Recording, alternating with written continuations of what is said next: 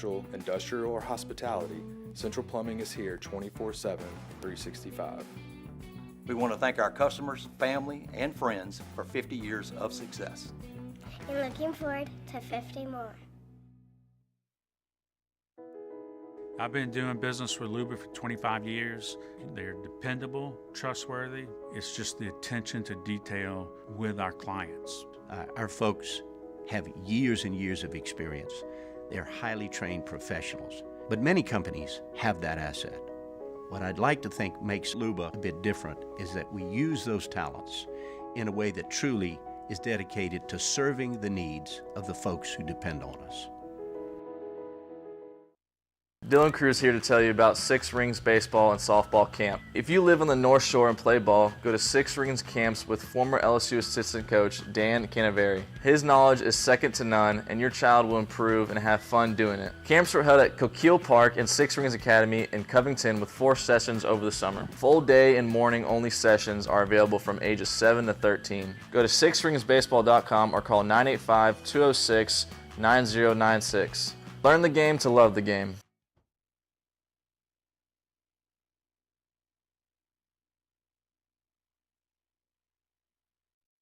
Sports Center. I'm Christine Lisi. This just in from ESPN's Adam Schefter. A quarterback change for the Patriots. They plan to start rookie Drake Mace Sunday against the Texans over Jacoby Brissett. Top story of the day, after 3+ seasons with the Jets, Robert Saleh's out. He was fired today by the team. A strong defense, a mark of his 20-36 tenure, but quarterback instability, which included 6 different QBs starting. Aaron Rodgers, Zach Wilson, Mike White, Joe Flacco, Trevor Siemian, Tim Boyle. With New York at 2-3, heading into a pivotal Monday Night Football matchup versus Buffalo, team felt it had to make the change, explains Adam Schefter. It's a situation where you have a team that's struggling. You've got a team that they believe, right or wrong, is very talented and good enough to win and win consistently. And if they're going to make a move, that they need to do it now. They need to get a spark going with this team. Adam Schefter on Greeny. Defensive coordinator Jeff Ulbrich named interim coach. Colorado safety Shiloh Sanders, out the last 3 games following forearm surgery, will return this week against Kansas State. Hey, it's Evan Cohen. Coming up Wednesday, it's a huge weekend in college football, and there's no one better to break it down with than Mel Kiper Jr., who joins us at 8:30 a.m. Eastern. It's Unsportsmanlike, 6 a.m. Eastern, right here on ESPN Radio, ESPN2, and ESPNU.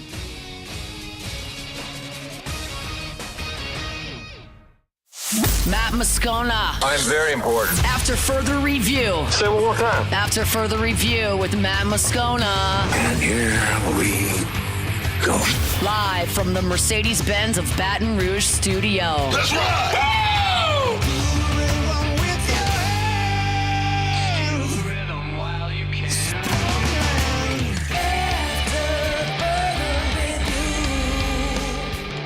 And off we go. Welcome aboard. Glad you're with us. It's AFR, powered by Sunshine, your hometown John Deere dealer in Louisiana. I'm Matt. You're a loser, man! Hey, shut up, kid. Paul O'Neill. They're chanting Paul O'Neill's name. Music. And Mr. Toby Tomplin.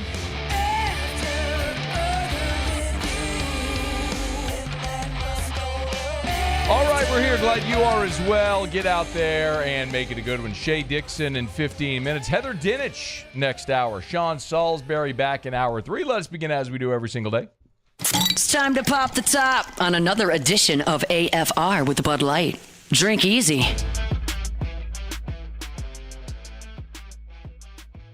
Not altogether surprising that the Saints lost to Kansas City. Not surprising and not devastating.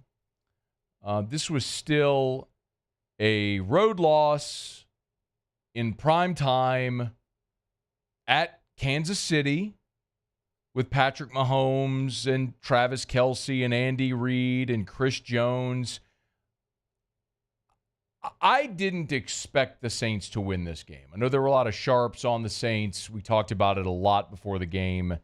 I had a heavy lean to the under, which hit, and our old angle about teams losing their starting center and failing to cover 80% of the time hit as well. the Saints losing 26-13 to Kansas City isn't altogether a devastating result. But losing that game, it makes the Atlanta loss sting that much more. And it makes this weekend's game on a short week against Tampa Bay that much more critical. There's a lot I want to talk about with the game. I know everybody's talking about Derek Carr and why start anywhere else. With respect, I know he was injured or got injured late in the game.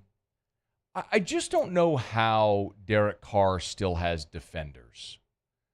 I don't understand it. Somebody tried to pose to me this morning that Derek Carr is he's still a work in progress. It's year 11. You're not a work in progress in year 11. You are what you are. On the opening possession of the ball game, when you put together a couple of first downs, you're at your opponent's 39-yard line playing a 1st and 10. You're pressured, you backpedal, and you just heave one. And it's intercepted. You had the ball to start the game, trying to make a statement from jump. Oh, you made a statement, all right. Derek Carr playing in his 164th NFL game last night. If you don't know by game 164, that's a bad decision, it's not going to sink in. He is what he is. By the way, this was Derek Carr after the game on the interception on the opening possession. We had someone come free, so I tried to throw it away over his head and clearly didn't throw it out of bounds. Yeah, so boneheaded, stupid. Like, boneheaded. Trying to throw that ball, trying to be legal because I still thought I was in the pocket. But throw it, I can throw it away in front of me. But my reaction was just to throw it away over his head, and it obviously didn't get out of bounds. And so I was trying to throw it away, but they ended up getting a free one. Bonehead, stupid. All the words he said. He could have just said bonehead, stupid. It was. We've talked about Derek Carr enough. When he's got a running game and he's got protection, they can be effective off of play action. You saw that the first 2 weeks, and they were really good. They started having injuries on the offensive line. The running game has gone belly up. The pressure has come to Derek Carr, and you see what he is. And you can say, well, he's not Patrick Mahomes. No, he's not. By the way, Chiefs are 5-0 right now. And Patrick Mahomes is having the worst start to his career. He's averaging 247 pass yards per game. That's the worst in his career. Patrick Mahomes is on pace to finish with a career-low 20 touchdowns and a career-high 20 interceptions. Patrick Mahomes has been sacked on 5.33% of his dropbacks. That's the worst of his 7 seasons as a Chief. And his passer rating is a career-low 88.9. Patrick Mahomes is playing right now without Rashee Rice, without Isaac Pacheco, without Hollywood Brown, 2 very bad offensive tackles, an aging Travis Kelce, and they're 5-0. Why? Because even when you take everything away from him, he continues to elevate his play and find a way to win. That's why he's elite. Derek Carr is not that. Derek Carr needs a running game and a clean pocket to be able to function. When things aren't there, he does not elevate his team. He does the opposite. He regresses. That is why Derek Carr is just a mid-low level, upper bottom level starting quarterback in the NFL. We have an 11-year sample size. I've said this for 2 years now. This is what he is. Not all Derek Carr's fault. Offensive line was atrocious. 15 rushing attempts for 46 yards. Play allowed a sack, 3 TFLs, 4 passes deflected, or defense, I should say, 9 quarterback hits. You're not very good. Nick Salisbury, who is clearly a total bust, started at left guard. They pulled him in the second half, moved Lucas Patrick over to left guard, and inserted Connor McGovern. They effectively said, we'd rather put a guy in at center and move Patrick back to left guard because that's a better option. A guy that's been with us now for 4 days on the road in Kansas City cold is a better option than continuing to let you play. So disappointing, man. Patrick's a guy that the Saints, if you remember in that draft 2 years ago, they moved up to the first pick of day 3, the first pick of round 4. First pick of day 3. Of all the players left, they're like, we got to go get that guy. And they've clearly missed on him. He can't play. Your defense was not very good, but your red zone defense kept you in the ball game. Kansas City was just 2 out of 7 in the red zone. 2 touchdowns out of 7 red zone trips. If Kansas City was better in the red zone, they'd blow you out. But you bowed your neck. You forced 3 chip shot field goals. Harrison Butker was 4 of 5 with a long of 38 on the night. So, your red zone defense kept you in it. That fourth quarter sequence was kind of the game, right? It's 16-7. Again, your red zone defense had kept you in the ball game. They're going in to score. Colin Saunders comes up with the interception. Foster Morrow follows with the touchdown reception. You missed the PAT because Blake Grupe. So it's 16-13. A field goal now ties it instead of gives you the lead. You need your defense to go out and get a stop. Instead, Kansas City, because, Patrick Mahomes, 5 plays, 68 yards, touchdown. They're up 23-13. The game's over. Even still, you could look at the coaching follies that played out. You had a 4th and 1. After the deep ball to Mason Tipton that went through his hands, you had a 4th and 1, 9:38 to play in the ball game. 2-score game. Still very much in it with 9:38 to play. You got 2 timeouts and the 2-minute warning. Can't decide if you're going to go for it on 4th down, so you blow a timeout. This is the NFL. I mean, this isn't St. Jude against St. Thomas More on a Sunday. Like, it's the NFL. Make your decision, get up to the line, run the damn play. Dennis Allen. I don't know what else to say, y'all. I've said it for long enough. A lot of you don't want to hear it. More of you come to my point of view with every passing game. Derek Carr is just an low-level starting quarterback in the NFL, and Dennis Allen is a great defensive coordinator, but he is a lieutenant, not a general. Same things I've said forever. He's just not a head coach. And as long as Derek Carr is your quarterback and Dennis Allen is your coach, you will not win anything of significance. Last night it wasn't like last night was some enlightenment. It just was further confirmation of what we already know. As for trying to salvage something this season, a Sunday is this is the critical juncture of your season. You've lost 3 in a row, and now Tampa comes in. You're on a short week, and you got a banged-up quarterback. And to be very clear, you are not better this year without Derek Carr. You can say you want to go to Jake Haener, Spencer Rattler, plan for the future and all, and that's fine. That's your point of view. I'm not going to try to suggest that's not the right way to think. But if you think you have a better chance of winning with one of those two, that's just kind of silly, not even worth having that conversation. This could be a season saver this coming week against Tampa. If you lose to Tampa, you would fall to 2-4. You would be 1-2 in the division with head-to-head losses to Atlanta and Tampa, whom you're looking up at in the division.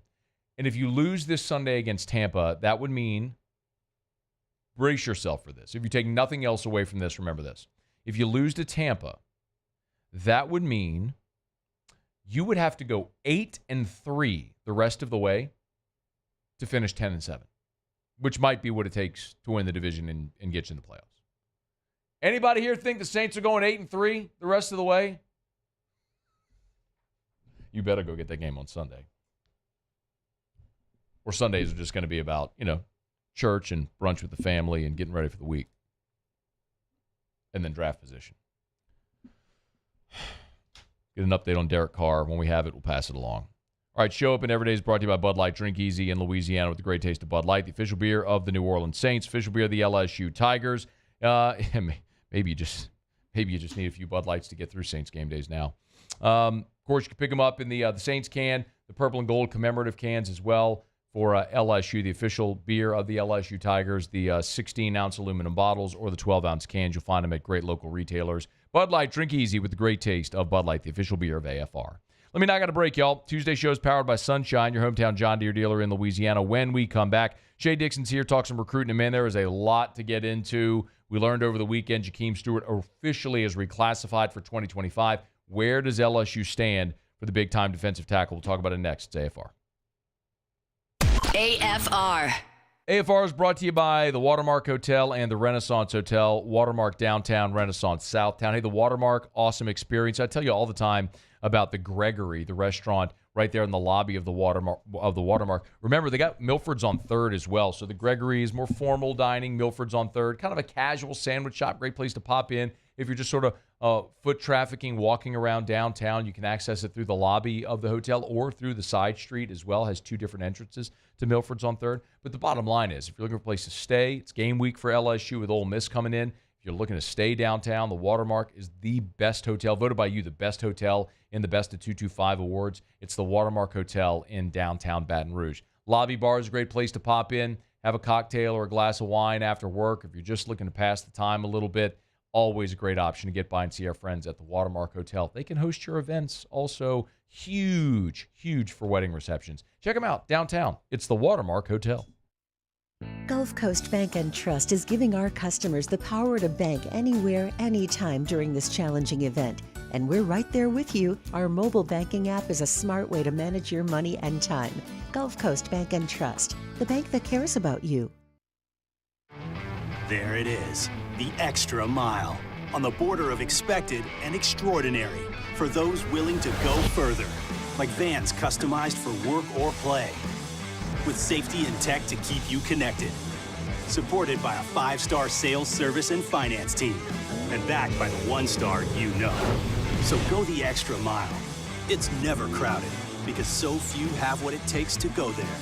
Mercedes-Benz Vans.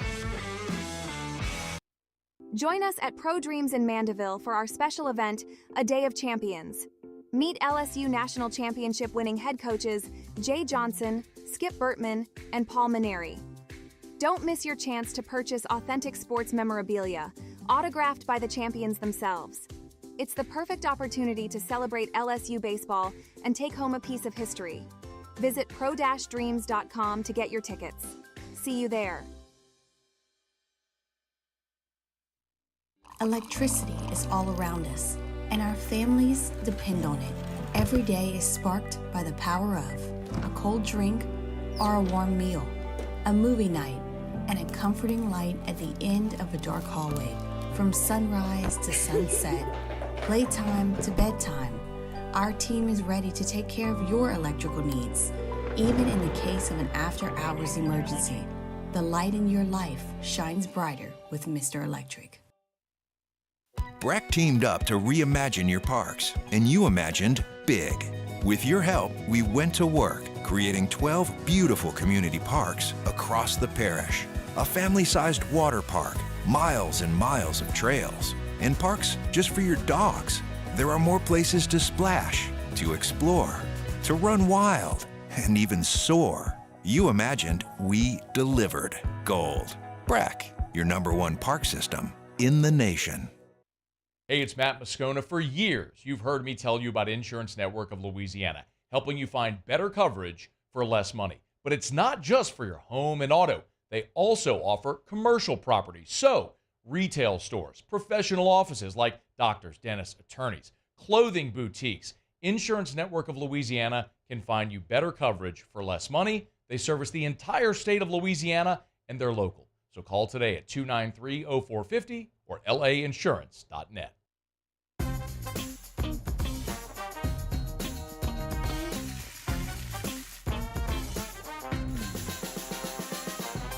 The best. After further review, powered by Sunshine, your hometown John Deere dealer in Louisiana.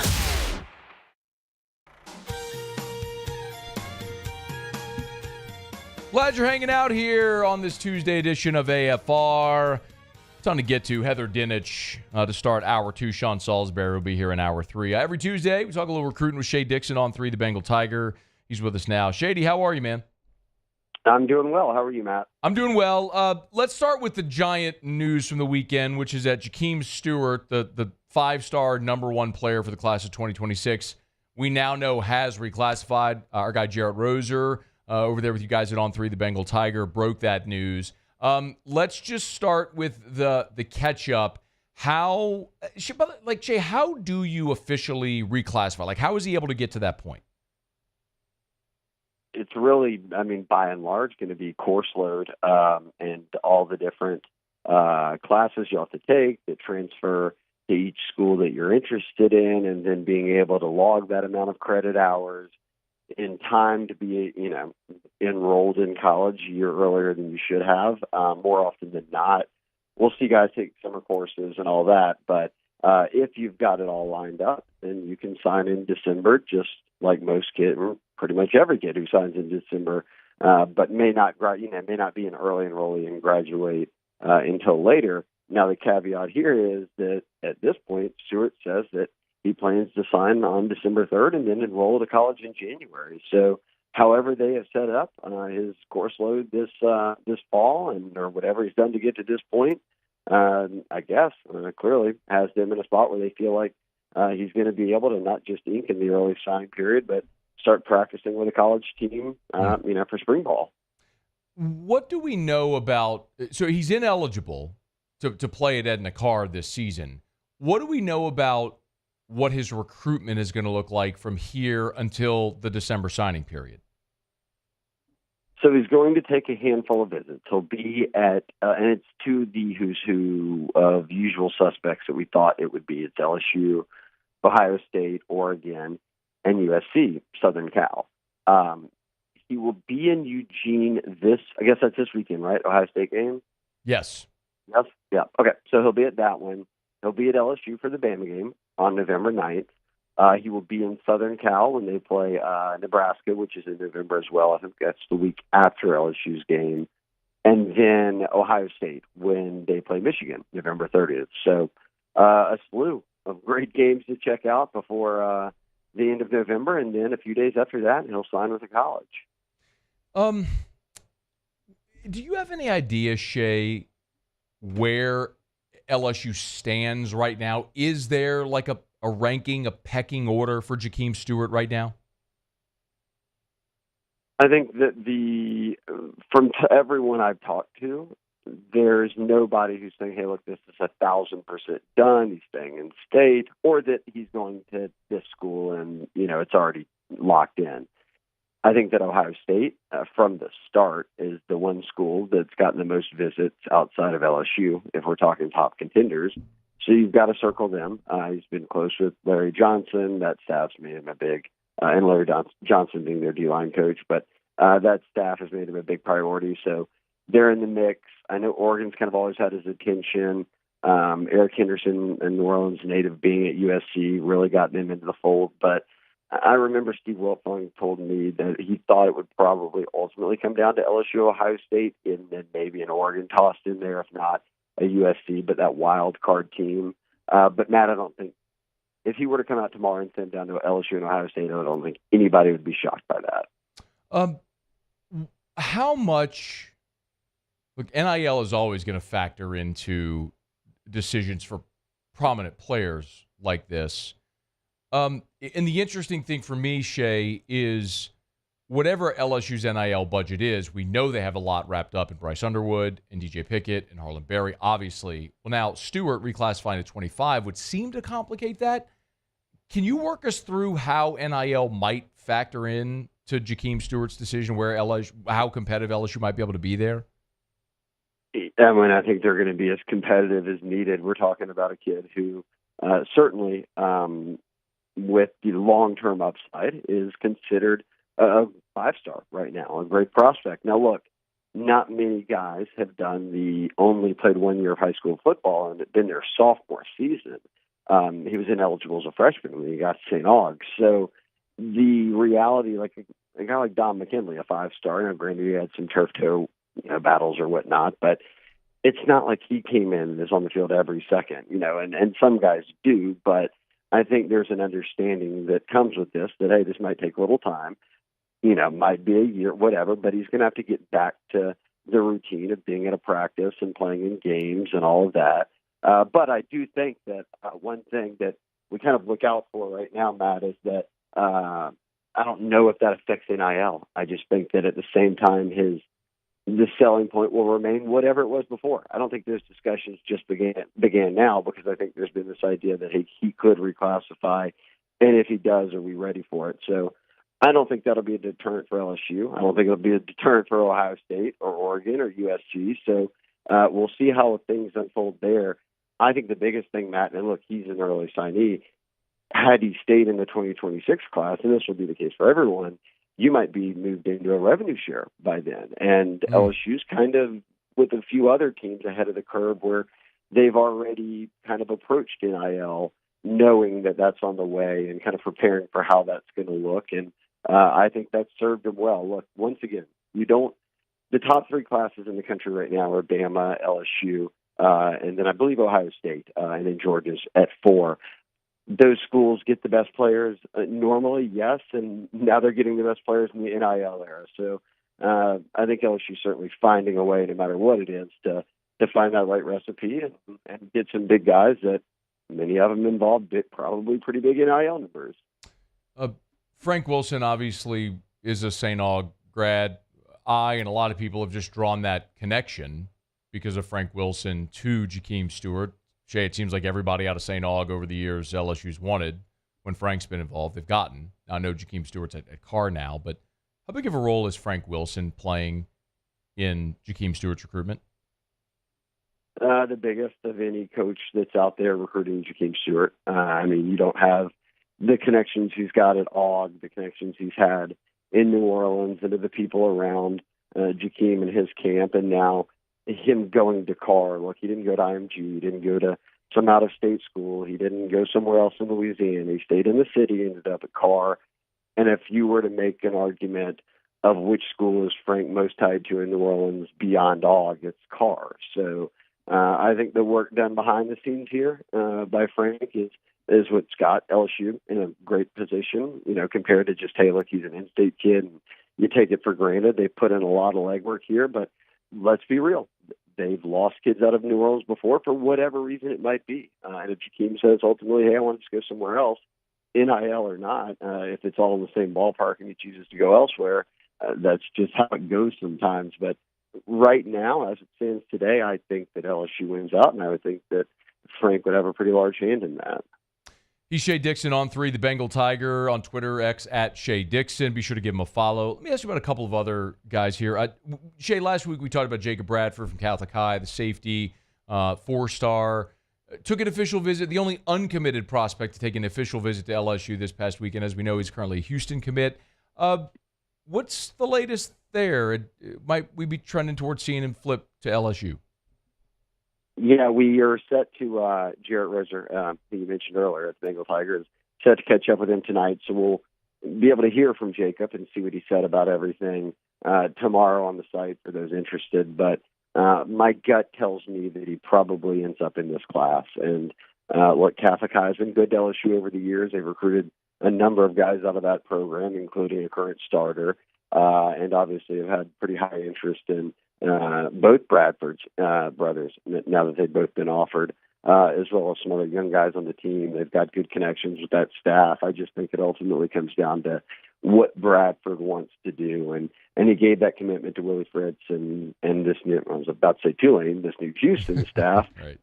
And they've got a lot of Louisiana kids committed. But I think LSU has shown sincere enough interest and kind of laid out a plan to where between now and signing day that the idea of staying home and getting to play at LSU and developed into a guy who can help them out, that ultimately wins out. And look, this is kind of the last of a handful of guys we'll talk about in this 25 class.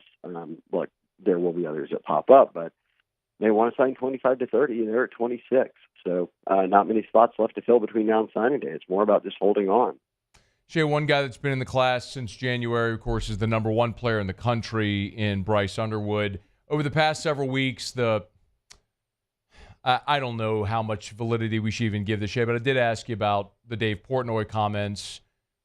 for those that don't know, Barstool founder Dave Portnoy offered between $1 and $3 million a year to Michigan to be able to sign a quarterback. Obviously, Bryce Underwood is in the state of Michigan, and so that's been one targeted. Another Michigan media person, content creator, late last week upped the ante, said he'd throw in $1 million on top of that to get it to $4 million.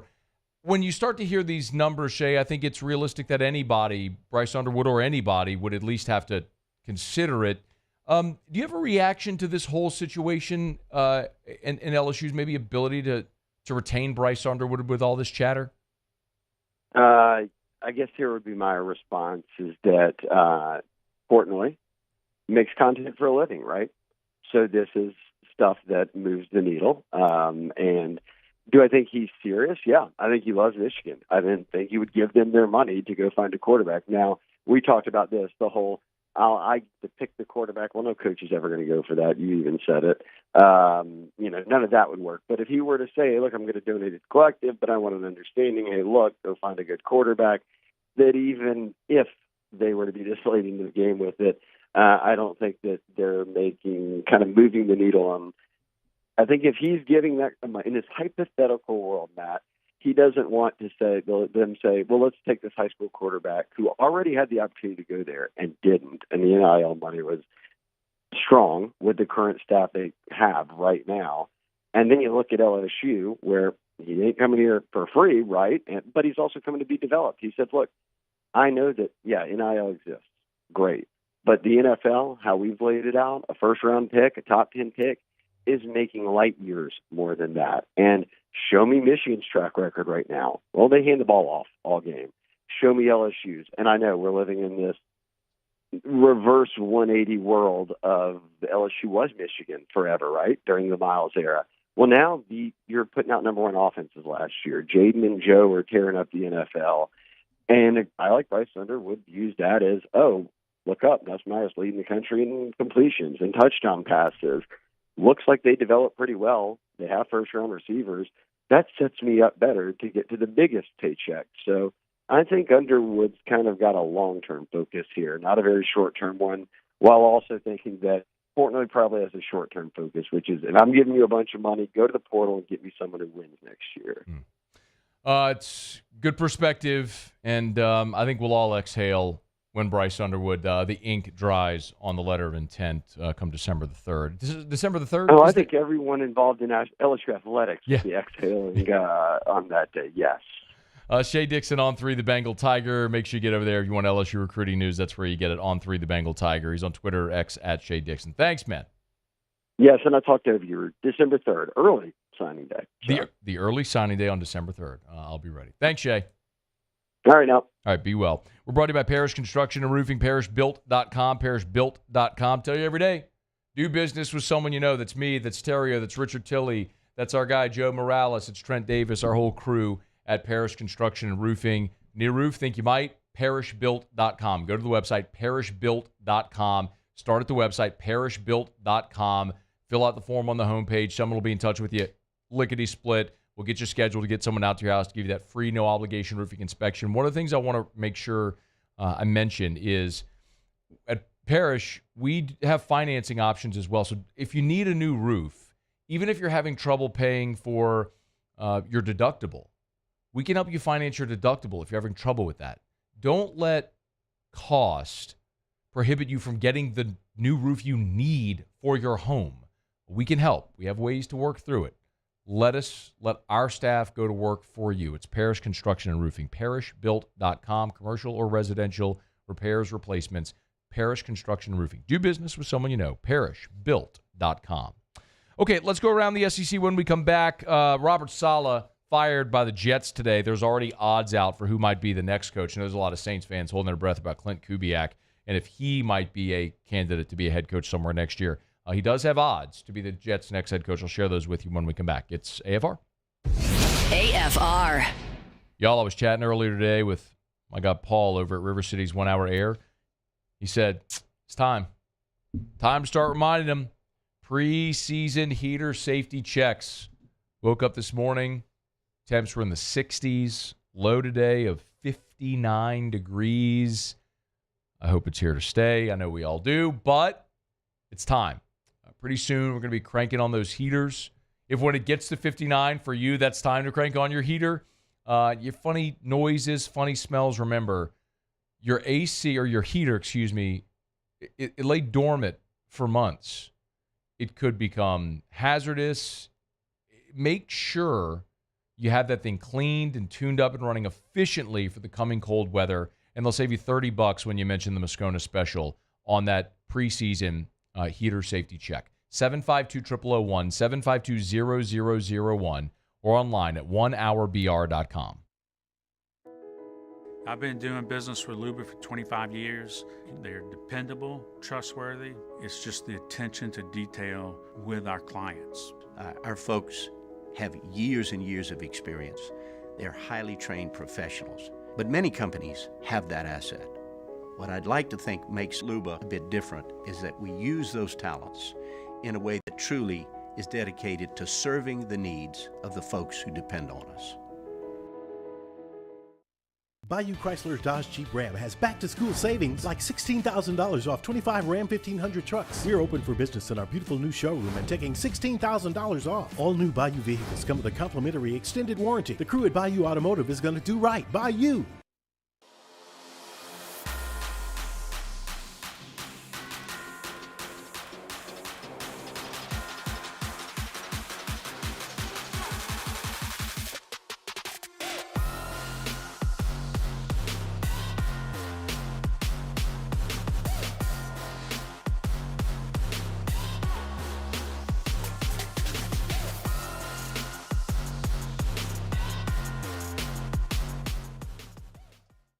Gulf Coast Office Products is a nationally recognized Savin office equipment dealer based right here in Louisiana. Over 100 employees strong, Gulf Coast has the boots on the ground to support all vertical markets, from education, engineering, legal, and finance. With the latest in office technology, from desktop to production segment units, Gulf Coast and Savin have the perfect fit for you.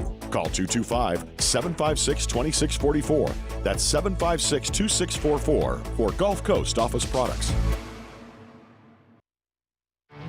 There it is, the extra mile, on the border of expected and extraordinary for those willing to go further, like vans customized for work or play, with safety and tech to keep you connected, supported by a 5-star sales, service, and finance team, and backed by the 1-star you know. So go the extra mile. It's never crowded, because so few have what it takes to go there. Mercedes-Benz Vans.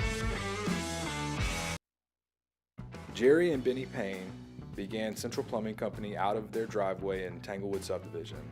50 years later and 4 generations down the road, we continue to serve Baton Rouge and the surrounding areas for all of their plumbing needs.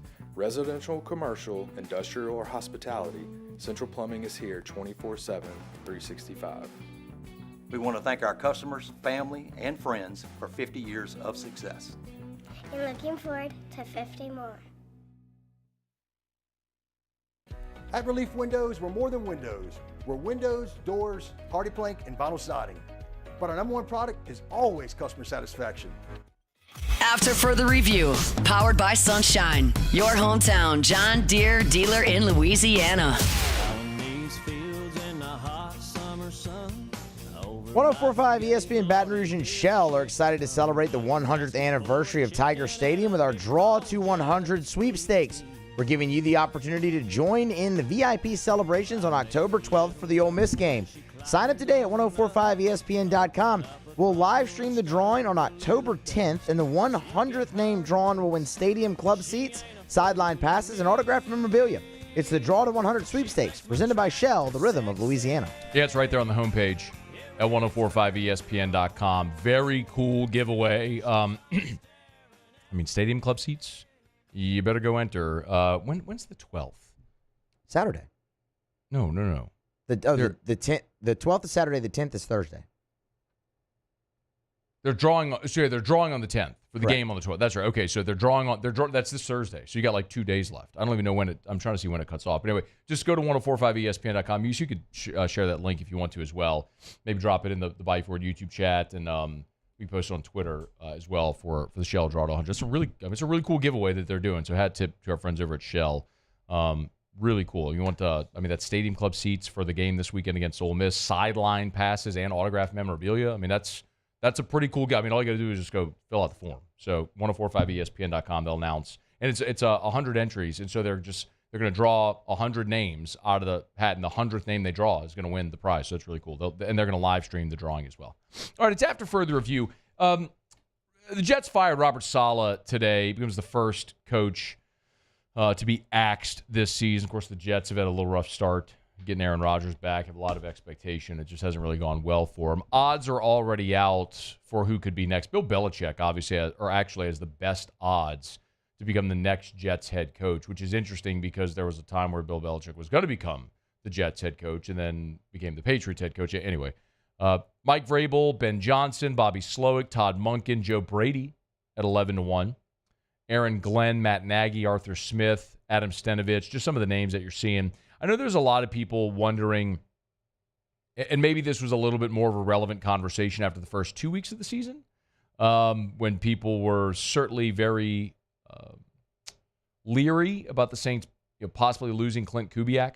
Well, Kubiak is among a group of, 6 people with odds at 40-1. So Greg Roman, Jim Bob Cooter, Clint Kubiak, Liam Cohen, Shane Waldron, and Vic Fangio all at 40-1. So long shot, but on the list with odds. So we'll see if the Saints maybe get their offense going if there isn't more chatter about Kubiak again. But those first 2 weeks, it was, I think, a very legitimate concern. A lot of the injuries the Saints have had, maybe not as much of a concern anymore.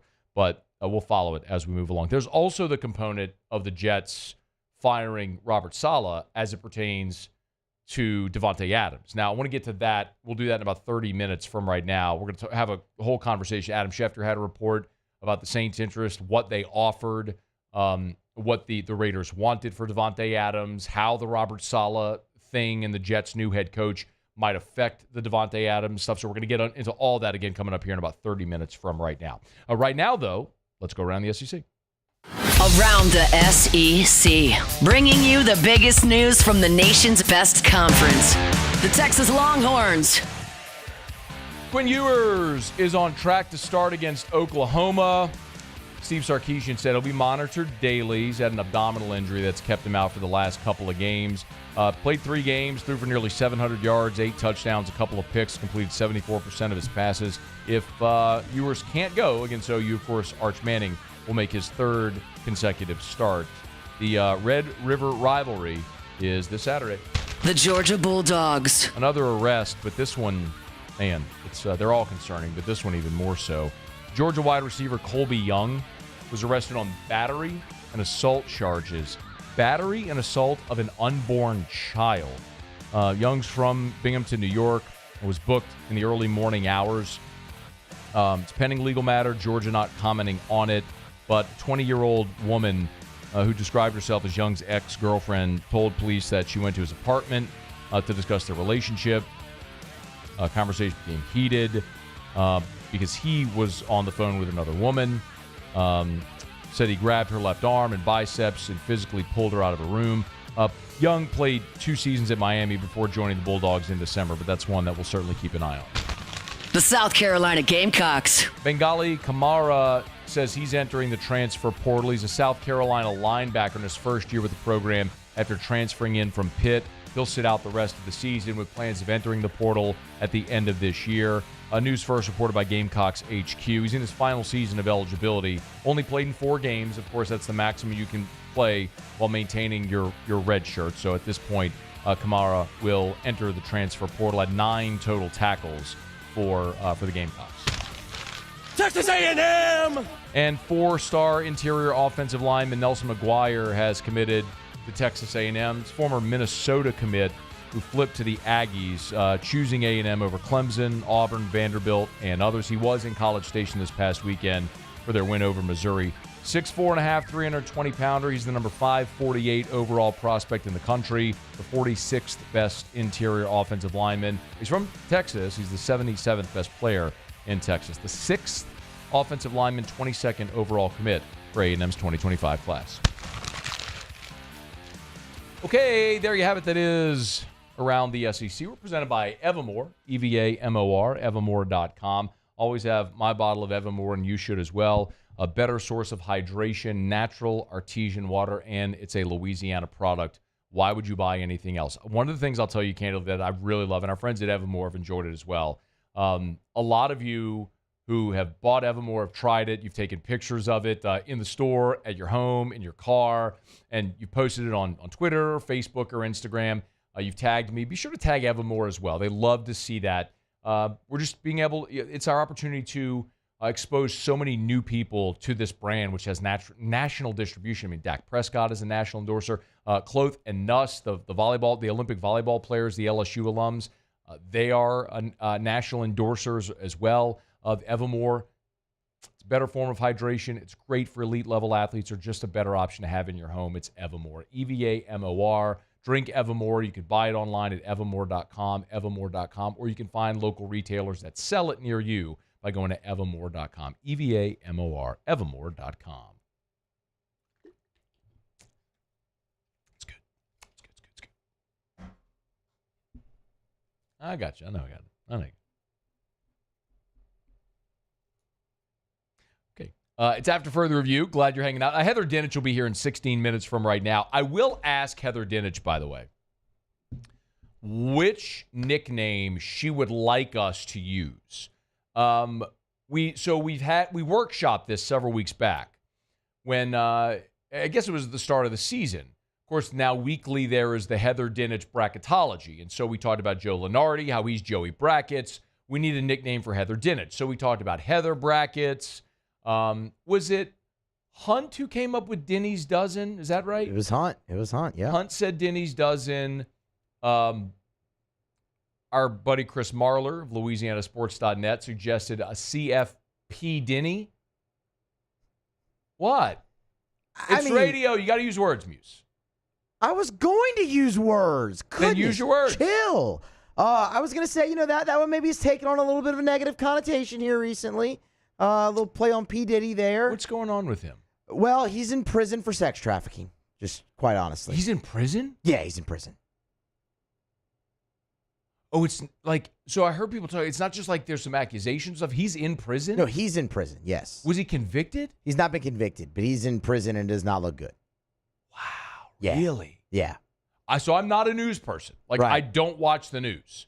I'm like in the Matrix. You take the pill, ignorance is bliss sort of thing. Just let me go live my life. Be nice to people and leave my money alone, and I'll be good. So P. Diddy is in prison. He's in prison right now, yeah. Paul, did you know this? I did, yes. I'm actually surprised you didn't, because that one's kind of transcended the news just into everything. Like, there's memes and just, like, I don't know how you've avoided that one. Muse, like, my feed in my social media is curated. Like, if I'm not interested, you're not going to be in my feed, you know? Like, I don't click news links or anything. It's really just sports and Alabama people who hate me. Yeah, it's true. And there's that's a lot my of those. feed. That's my feed. That's what it is. There's a lot of those. Yeah. There's a lot of those. So I missed that. Well, if he is in fact guilty of sex trafficking, may he rot in hell. Like, yes. But if he didn't, then I hope he has, good defense attorney and let justice prevail. I don't know. I don't know if he did or didn't. But I didn't know he was in prison. Okay, I'll still ask her. Okay. There were some others we had as there well. I don't remember all of them. Remind me yeah. if you're listening, watching, and there's some you could think of that we haven't mentioned. Shoot me a text on the text line, tweet me something like that, and I'll ask Heather. We'll let her pick. Which nickname do you want? CFP Denny, maybe not. I don't know if she's going to go with that one. Probably not great. No, considering. I mean, it's a great idea, but considering what you just told me, probably not great. Okay, it's after further review. We're powered by Sunshine, your hometown John Deere dealer in Louisiana. Let's wrap up hour number one next. AFR. Brought to you by Darren James and Associates, brokered by LPT Realty. If you're thinking of selling your home, y'all, now is the time. I tell you this every year. November is the number one home selling month in our market every year. The reason is obvious. When you hear it, the reason is obvious. People want to be in their new home for the holidays, new home for the new year. Now is the time. List your home now. You can get to a closing table, have your new home purchased in your new home for the holidays, for the new year. beat the rush. Interest rates ticked down again a couple of weeks ago, and you're starting to see the market come to life. You don't want to be caught in a buyer's market when there's so much inventory. So now is the time to call Darren James. 335-7666, 335-7666. Number one in Louisiana based on the number of homes sold last year. Why would you call anyone else other than the realtor that sells more homes than anyone? You want Darren James. Think real estate, think Darren James. Bayou Ford has the new inventory to get you in a new Ford truck or SUV today, or customize your next vehicle just the way you want it. All new Bayou Ford vehicles come with a 1 million mile powertrain warranty. The crew at Bayou Ford is going to do right by you. Gulf Coast Bank and Trust is giving our customers the power to bank anywhere, anytime during this challenging event.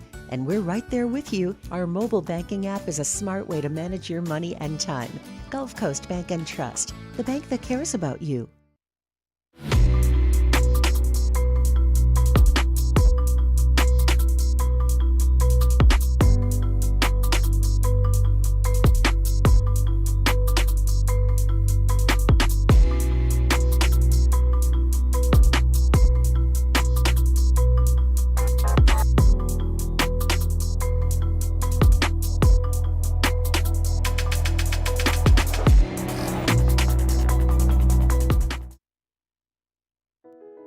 I've been doing business with Luba for 25 years. They're dependable, trustworthy. It's just the attention to detail with our clients. Our folks have years and years of experience. They're highly trained professionals. But many companies have that asset. What I'd like to think makes Luba a bit different is that we use those talents in a way that truly is dedicated to serving the needs of the folks who depend on us. Dylan Cruz here to tell you about Six Rings Baseball and Softball Camp. If you live on the North Shore and play ball, go to Six Rings Camps with former LSU assistant coach Dan Canaveri. His knowledge is second to none, and your child will improve and have fun doing it. Camps were held at Coquille Park and Six Rings Academy in Covington with 4 sessions over the summer. Full day and morning only sessions are available from ages 7 to 13. Go to sixringsbaseball.com or call 985-206-9096. Learn the game to love the game. Electricity is all around us, and our families depend on it. Every day is sparked by the power of a cold drink or a warm meal, a movie night, and a comforting light at the end of a dark hallway. From sunrise to sunset, playtime to bedtime, our team is ready to take care of your electrical needs. Even in the case of an after-hours emergency, the light in your life shines brighter with Mr. Electric.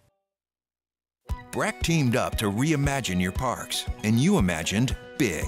With your help, we went to work, creating 12 beautiful community parks across the parish.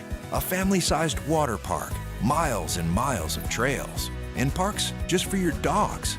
There are more places to splash, to explore, to run wild, and even soar. You imagined, we After further review, powered by Sunshine, your hometown John Deere dealer in Louisiana.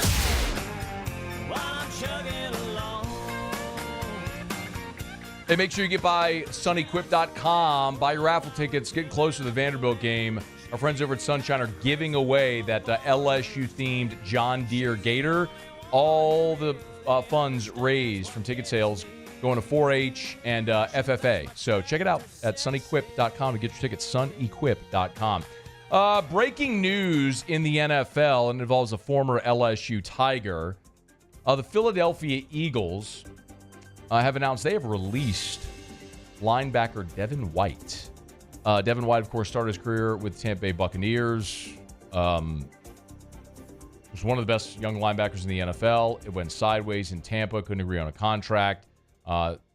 They released him. He ends up signing with Philly, and now Philly has let him go. This is a pretty precipitous fall from grace for Devin White, who, I mean, the first 3 years of his career was one of the best young linebackers in football, and now here he is. He can't catch on somewhere. Listen, I'm not the guy that is ever just going to sit here and always just pound the table for the LSU guys and say, the Saints have to sign this guy, because I don't always think that's the case. There's times where I definitely think it matters when the Saints were desperately looking for a complementary piece offensively to Alvin Kamara, Leonard Fournette made a lot of sense.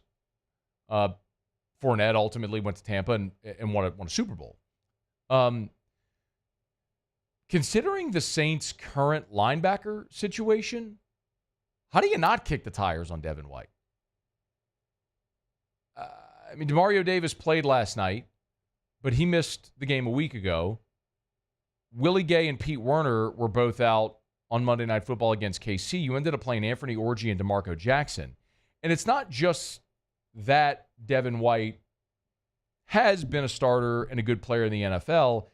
He also played the bulk of his career in Tampa with the Bucs. So in this week in particular, considering you're playing Tampa Bay, and I'll grant you, as time passes, it's not always what and rosters turn over and coaches staffs turn over. But Devin White spent the first 5 years of his career in Tampa and playing for this defensive coordinator, and he was there a year ago with Baker Mayfield. I know Dave Canales last year was the OC in Tampa, and he's it was Byron Leftwich before then. Neither guy is there, so they've had turnover. Canales is now the head coach in Carolina, but still knows a lot of the offensive personnel, conceptually what they're trying to do, and he's just got familiarity. When you have familiarity with the division, there's sometimes an easier transition. It's why you see a lot of intra-divisional signings and transfer and waiver wire transactions. So, again, I'm not the guy that's going to pound the table always to say, well, the LSU guys got to come to New Orleans, but this is one that actually would make a lot of sense at a spot where you are thin, you are relying on practice squad guys, and here's a guy who's been a Pro Bowler who had back-to-back 100-tackle seasons. It was just 2 years ago when Devin White had 124 tackles. Yeah, I think this is one where you got to go kick the tires and see if that might make sense to bring Devin White to New Orleans. We'll see. We'll follow that as it moves along throughout the week. Okay, it's after further review. We got SportsCenter coming up here at the top of the hour. When we come back, Heather Dinich, ESPN college football bracketologist, joins us. It's AFR. AFR. Brought to you by the Williamson Eye Center, 924-2020, 924-2020. Or WilliamsonEye.com. If you want to see 2020, call 924-2020. Hey, before the year ends, if you want to get your vision correction surgery done, that refractive procedure done, call the Williamson Eye Center now. Because you're not just going to walk in and have refractive surgery. You're going to have to go for that consultation first. You're going to have to take in all the information, have that conversation with Dr. Blake Williamson about what he thinks might be a best path forward, a best approach for you. And then you can make the decision. If you're wondering or curious about cost or pay or if you can afford it, I would always, always, always encourage you to go have that conversation. Dr. Blake firmly believes that it's everyone's right to be able to see and have healthy eyes. And they will work with you to make sure you can get the procedure that you need. It's the Williamson Eye Center. Give them a shout, 924-2020 or WilliamsonEye.com. It's an everyday thing here. We work horses in the mornings and we work on the property during the day, and without these John Deere tractors, it'd almost be impossible to keep up with the place. I've dealt with some of the other colors and stuff, and I never really got the response back that I get from John Deere, We really enjoy dealing with Sunshine. They're good people. They always check on us and make sure our equipment's running, and we love them. Flip the switch and learn more about what it means to be powered by Sunshine at sunequip.com. I've been doing business with Luba for 25 years. They're dependable, trustworthy. It's just the attention to detail with our clients. Our folks have years and years of experience. They're highly trained professionals, but many companies have that asset. What I'd like to think makes Luba a bit different is that we use those talents in a way that truly is dedicated to serving the needs of the folks who depend on us. There it is, the extra mile, on the border of expected and extraordinary for those willing to go further, like vans customized for work or play, with safety and tech to keep you connected, supported by a 5-star sales, service, and finance team, and backed by the 1-star you know. So go the extra mile. It's never crowded, because so few have what it takes to go there. Mercedes-Benz Vans. The Windsor Senior Living Community in Mandeville, Louisiana is a beautiful, vibrant apartment community geared towards seniors.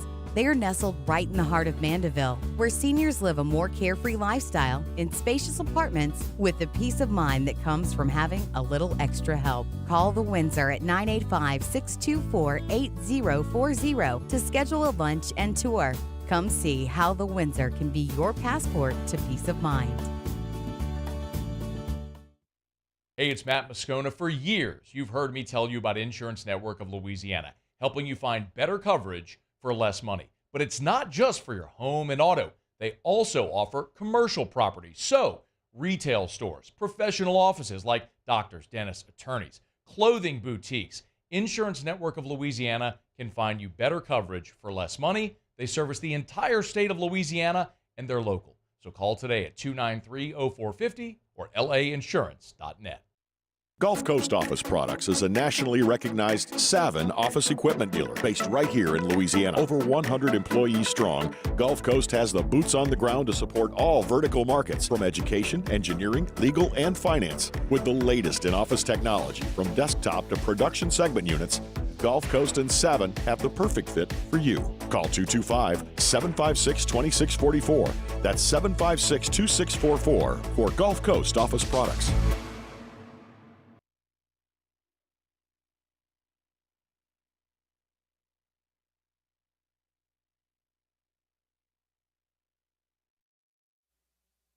This is SportsCenter. I'm Christine Lisi. NHL opening night in North America. First game of a triple header on ESPN and ESPN Plus. The Blues and Kraken scoreless in the first period.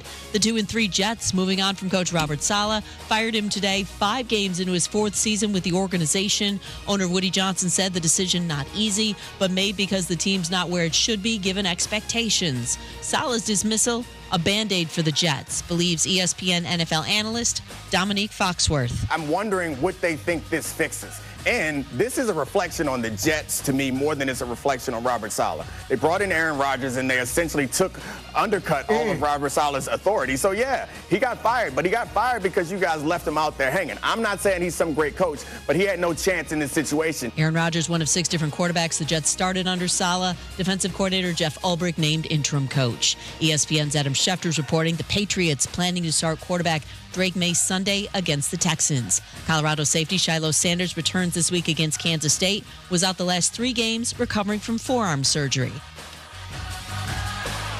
Hey, it's Evan Cohen. Coming up Wednesday, it's a huge weekend in college football, and there's no one better to break it down with than Mel Kiper Jr., who joined us at 8:30 a.m. Eastern. It's on Sportsmanlike, 6 a.m. Eastern, right here on ESPN Radio, ESPN2, and ESPNU.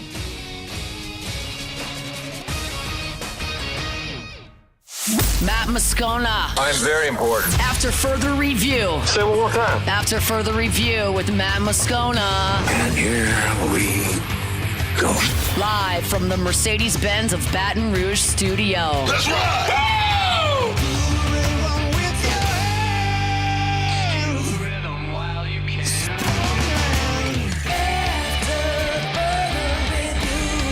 Hour 2, off we go. Welcome aboard. Glad you're with us. AFR, powered by Sunshine, your hometown John Deere dealer in Louisiana. I'm Matt. Love you, Matt. Paul O'Neill. They're chanting Paul O'Neill's name. You so. And Mr. Toby Tom Place. All right, we're here glad you are as well. Make it a good one. Sean Salisbury, 1 hour from right now. Former LSU tight end Richard Dickson in 30 minutes. Always appreciate when we get a couple of minutes from Heather Dinich, ESPN's college football playoff expert. Her bracketology coming out weekly now during the season. Heather joins us. How are you, Heather? I'm terrific. How are you doing? I'm doing awesome. Before we delve into the news of the week, we have to settle something here. Yep. So, ever since you started doing your version of bracketology, our audience has tried to come up with a nickname for you, like Joe Lunardi, right? He's Joey Brackets. Mm-hmm. All right, so we've worked. Do you have one, by the way? Everybody has a great nickname, Okay. right? So what's yours?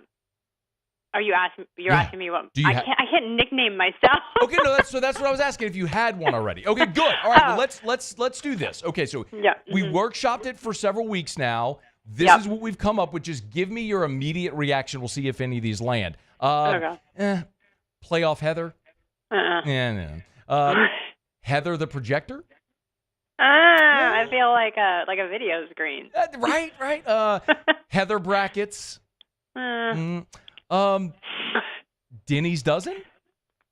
No.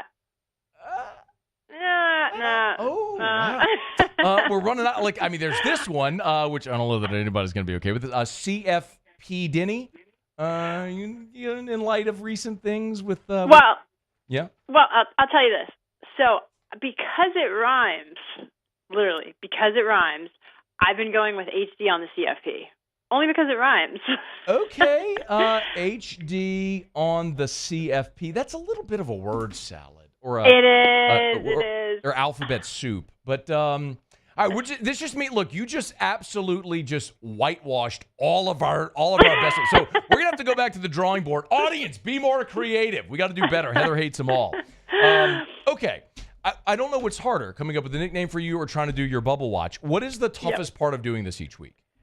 Well, it's twofold. One is getting into the committee's mind, and then two, explaining to college football fans who are so conditioned to the Associated Press poll and the coaches poll that when I put out what the committees is going to look like, it doesn't process, does not compute, right? Because it doesn't line up. And it's been a little bit different each week, but this one is the one where it was significantly different. And I think it would be very difficult if the committee were meeting today to move Alabama behind Georgia like the AP voters did, because head-to-head results in the committee meeting room are very important. And everyone in the SEC knows this, because what happened last year? Texas went to Alabama, beat them head-to-head in Tuscaloosa by double digits. And weeks later on Selection Day, what were we talking about as one of the biggest games of the season? The head-to-head result. Now, if Alabama continues to play poorly, if they lose another game and they're no longer sitting there even with one loss, then you can toss that out the window, right? And the reason Vanderbilt isn't ahead of Alabama is because they have two losses. The records are not comparable. So that opens the door for the committee to say, you know what, even though they lost that game, we think they're a better team, just like they did a few years ago with Michigan and Michigan State. Heather, one of the things, I'm glad you brought up trying to get in the committee's minds. Is one of the things that I found, this is what you do professionally, so obviously you cover it way more closely, but the committee tends to find the path of least resistance. If there's a two-loss team and a one-loss team, generally the one-loss team is there was Florida State last year, but that was a great outlier.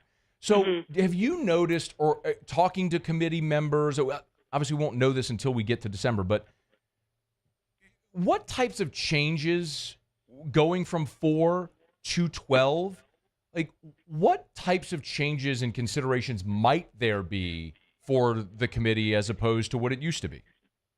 Well, I think the biggest difference is going to be how they weigh teams with multiple losses who played a more challenging schedule, cough, cough, SEC, Big Ten, against teams with fewer losses that played a less challenging schedule. And the conference championship games take the guesswork out of part of this, because the 5 highest-ranked conference champions are getting in this thing. I don't care if you're a 4-loss team. If you win the SEC, you are in. Now, it could change where you're seated.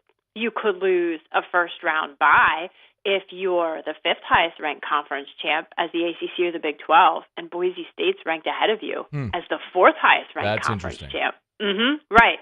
So that is something to consider. But when it comes to those 7 at-large bids, that's where the selection committee could really have this tug of war between, LSU lost 3 games, but look who they lost to, compared with Clemson lost 1 game, they lost to Georgia, but look at the rest of Clemson's schedule. Come on, man. And so you're going to have those conversations in the committee meeting room. Do you think Heather Dinich is our guest on Twitter, X at CFB Heather? Make sure you give her a follow.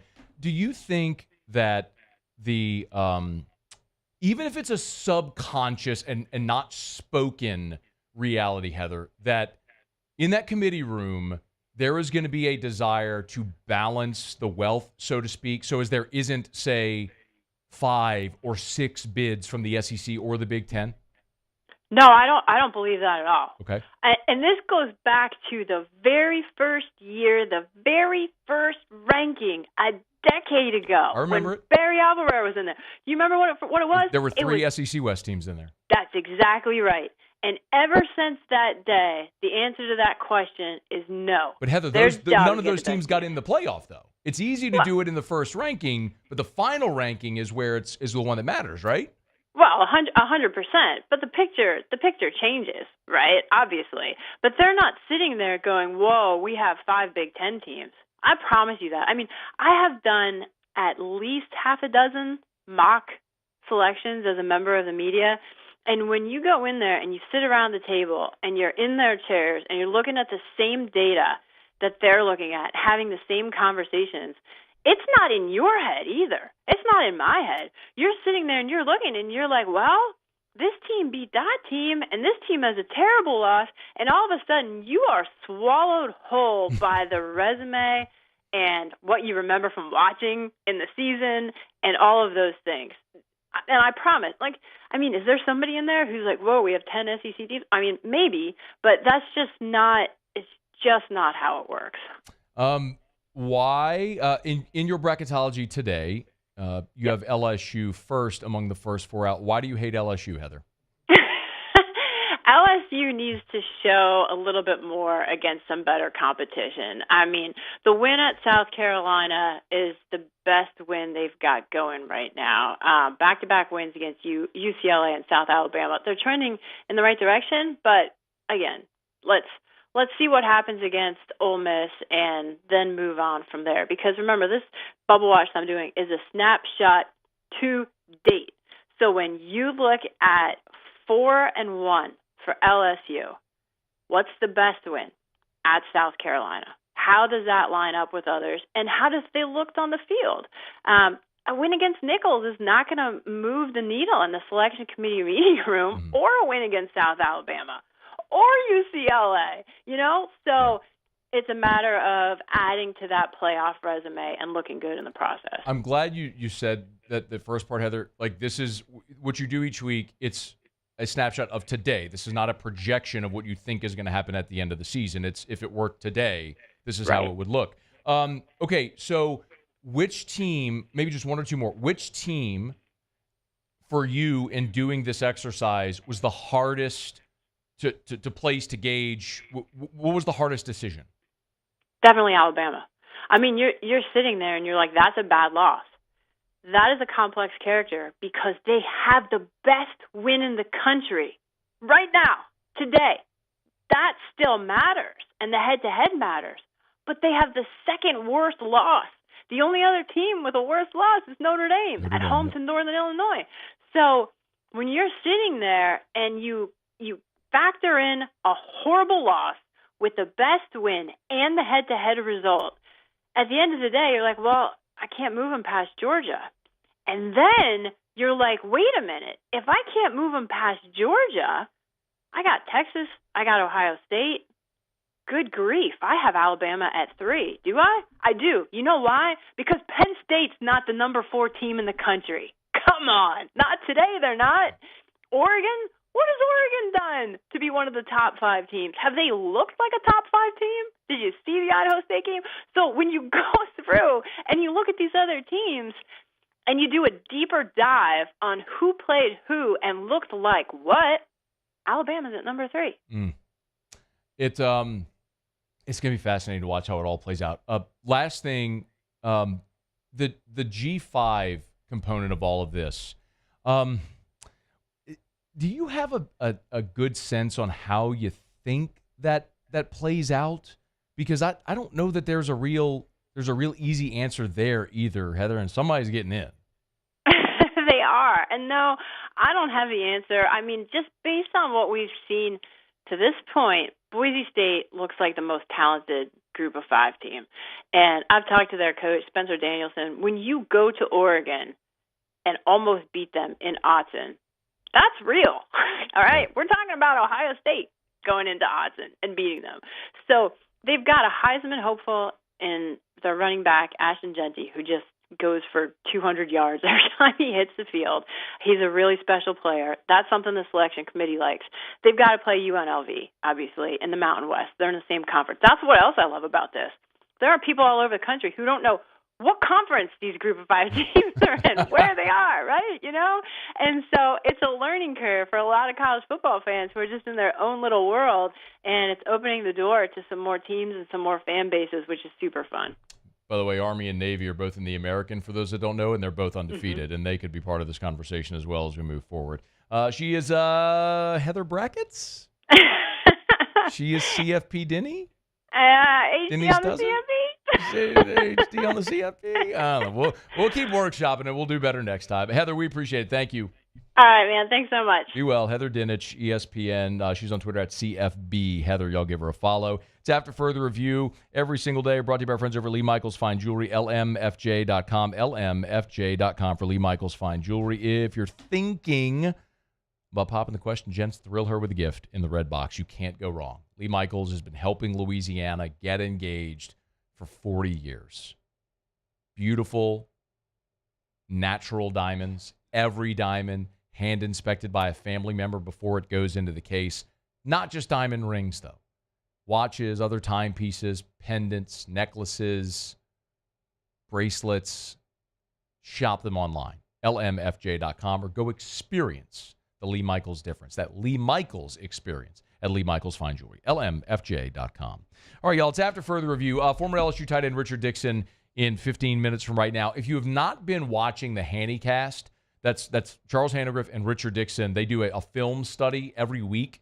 It's on YouTube. Just go to YouTube search or podcast and search HANNYCAST Handycast and subscribe. Trust me, it's awesome content, about 30 minutes. Richard gets on the screen and does a film study. If you want a deeper understanding of breaking down the film, Richard's great at it. He and Handy have that every week. They'll record a new episode that'll drop tonight. Richard will be with us in 15 minutes. Okay, how does the Jets firing Robert Saleh affect the Devontae Adams trade? Adam Schefter has a report, and we're going to talk about it next. It's AFR. After Further Review.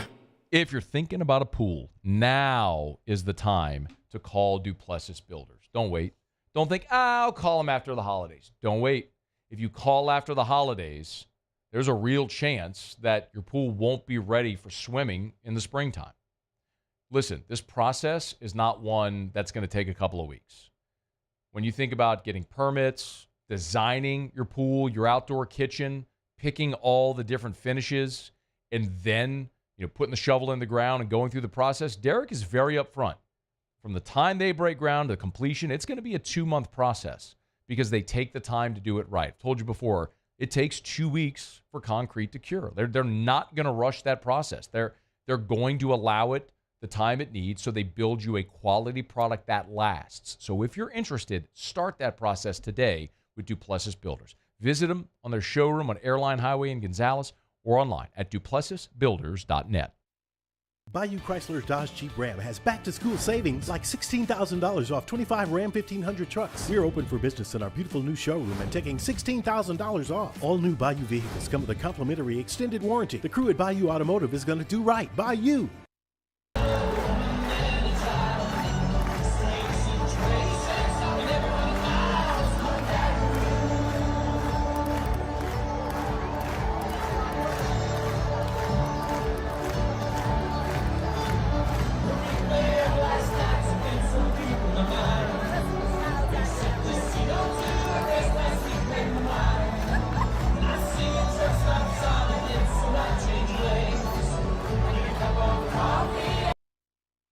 Jerry and Benny Payne began Central Plumbing Company out of their driveway in Tanglewood Subdivision. 50 years later and 4 generations down the road, we continue to serve Baton Rouge and the surrounding areas for all of their plumbing needs. Residential, commercial, industrial, or hospitality, Central Plumbing is here 24/7, 365. We want to thank our customers, family, and friends for 50 years of success. And looking forward to 50 more. There it is, the extra mile, on the border of expected and extraordinary for those willing to go further, like vans customized for work or play, with safety and tech to keep you connected, supported by a 5-star sales, service, and finance team, and backed by the 1-star you know. So go the extra mile. It's never crowded, because so few have what it takes to go there. Mercedes-Benz Vans. I've been doing business with Luba for 25 years. They're dependable, trustworthy. It's just the attention to detail with our clients. Our folks have years and years of experience. They're highly trained professionals, but many companies have that asset. What I'd like to think makes Luba a bit different is that we use those talents in a way that truly is dedicated to serving the needs of the folks who depend on us.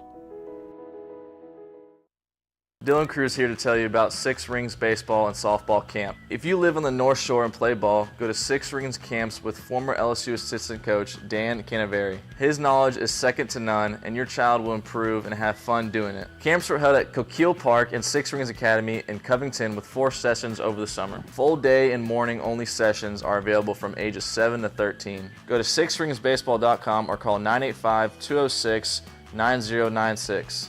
Learn the game to love the game.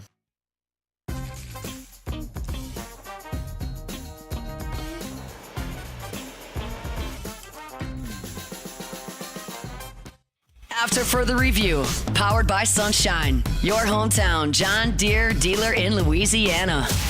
Take it to the barn, put it up for the night. Climb up in the loft, sit and talk with. All right, always appreciate our friends at Sunshine, your hometown John Deere dealer in Louisiana. Of course, good luck to all the farmers out there during the season. And friends over at Sunshine, they've been. You want a John Deere, bunky and below, you're going to Sunshine. They're the best. Sunequip.com, sunequip.com. Okay, we got some breaking news right now from Mike Garafolo and Ian Rappaport, and it's not good news for the New Orleans Saints. The latest is that Derek Carr, according to Garafolo, is expected to miss multiple games with the oblique injury he suffered against the Chiefs. He notes that New Orleans has 2 games in the next 9 days, and the likelihood is that Carr misses Sunday against the Bucs and Thursday against the Broncos. A couple of other notes here. Garafolo notes, I'm just reading directly from his tweet, Derek Carr is as competitive as they come, so he'll push to play. But the thought is the Saints doctors and athletic training staff will take the decision out of his hands as his oblique injury is significant. So we will wait and see if there's anything further. The other bit of news, and I think this is probably something that a lot of Saints fans will be happy to see, but Garafolo also reporting, I'm just going to read the tweet. More on the Saints quarterback situation. Rookie 5th rounder Spencer Rattler is a strong candidate to get the start in Derek Carr's absence, sources tell me in Rap Sheet. With Drake May getting the ball for the Patriots, that would make 5 rookie quarterbacks to get a start this year. So it certainly sounds like Spencer Rattler could be in line to play. Kind of had a hunch this might be the case. So we kind of workshopped this a little bit earlier today of what it would look like. And I know there are some Saints fans right now that are really excited about that. Let me be very clear first. Not excited about Derek Carr's injury. I'm going to say this as plainly as possible. Never want anybody to get injured. These are human people with families and livelihoods. And I'm not in any way minimizing that at all. Okay, so let's be very clear about that. Nobody should be celebrating anybody's injury. That's like deviant type behavior. The reality is Derek Carr's hurt, and the report is that he's going to miss maybe this Sunday against Tampa and Thursday against Denver, maybe longer. We'll see. But that's a quick turnaround. It's already a short week from Monday to Sunday, and then another quick turnaround from Sunday to Thursday. This was a stretch on the schedule that we all circled before the season started because of having to play these 3 games all within close proximity of one another. And if Derek Carr is not able to go, then you have to have an option somewhere with Haener or Rattler. I guess there's always the possibility of Taysom Hill as well, but they certainly seem to have moved on from that. But in an emergency situation, if you had to go to Taysom Hill, I suppose you could try. Let me be very clear, all right? The New Orleans Saints are not a better football team without Derek Carr this year, okay? I am the guy who has sat here since the day they signed Derek Carr, and I have told you that he is a bottom-tier starting quarterback in the NFL. He is a low teens, high 20s starting quarterback. And every piece of evidence that we are presented, objective and subjective, tells you the exact same thing. So I am not lauding Derek Carr. What I'm telling you is a man who has started in the NFL for 11 years, played 164 career games. He is a better option than a second-year player in Jake Haener, who has played in 3 career games. He played against Carolina this year in the blowout, was 0 of 1 passing. Played in Dallas in the blowout, was 0 of 1 passing. And then when Carr got injured on Monday Night Football, he went in, was 2 of 7 for 17 yards. Spencer Rattler has been the emergency quarterback so far through the first part of the season, hasn't taken a snap. And oh, by the way, he lost the backup job to the aforementioned Jake Haener. When the Saints drafted Spencer Rattler, while a lot of people rolled their eyes and hemmed and hawed and said, "What are you doing?" I loved it. Draft a quarterback every year. If you're not going to take one in round 1 and go for broke, then you got to take one every year somewhere in the draft to hope you hit on your Dak in round 4, Russell Wilson in round 3, Kirk Cousins in round 5. You got to hope that you find that guy. And there was a point where Spencer Rattler was a projected first-round pick in mock drafts before he lost his job to Caleb Williams at Oklahoma, and we know then he went to South Carolina. We all know the rest. Now you know the rest of the story. We all know the rest of the story. But he's a physically gifted player who I think has tremendous upside. But if you're talking about trying to win this year, he ain't going to help you win anything of significance this year. If you're thinking, let me see what I have for the future, okay. That's a very different conversation, and I can be on board with that. And I'm as interested as anyone to see what Rattler, maybe Haener to a lesser degree, can do. Everyone throws out Brock Purdy's name. You understand, though, why that is a gigantic outlier. Why Brock Purdy and 7th-round picks don't become starting quarterbacks in the NFL. And the biggest difference is the roster in San Francisco. This isn't to minimize Brock Purdy. It's to say that there are a lot of quarterbacks that could have success in San Francisco because that is the best roster in the NFL. If you put Brock Purdy on the New Orleans Saints, the Saints are not a playoff team. If you put Derek Carr on the 49ers, they are still a playoff team. Here's the problem that you have. Be it Haener or Rattler, you would be putting them into a game against an NFL defense, not a preseason game where dudes who are going to be working at a post office and selling insurance the next week are going half speed. This is a Sunday for real NFL game at Sunday NFL speed. And you're going to be putting them under center behind an offensive line that's a total sieve. I told you the numbers on Monday Night Football. The offensive line gave up a sack, 3 TFLs, and 9 quarterback hits. Go put a rookie behind that offensive line with no running game, it ain't going to go good. It ain't going to go good, if you'll excuse the poor grammar. They ran 15 times for 46 yards against the Chiefs. This offensive line is atrocious. Now, maybe You get Cesar Ruiz back this week. I don't know, maybe not. Maybe Lucas Patrick continues to get healthy. Maybe another week with Connor McGovern, you start to get a little more continuity. But it ain't going to be good. You weren't good to start. And now it's been a turnstile there on the offensive line. If you want one piece of solace, it's this. Here's the Bucs defensive ranks so far through week 5. Total defense 30th. Pass defense 28th. Rush defense 16th. Scoring defense 19th. The Bucs defense ain't good. That's your one solace. That's the one saving grace. Is that the defense you're going to go up against this week isn't very good.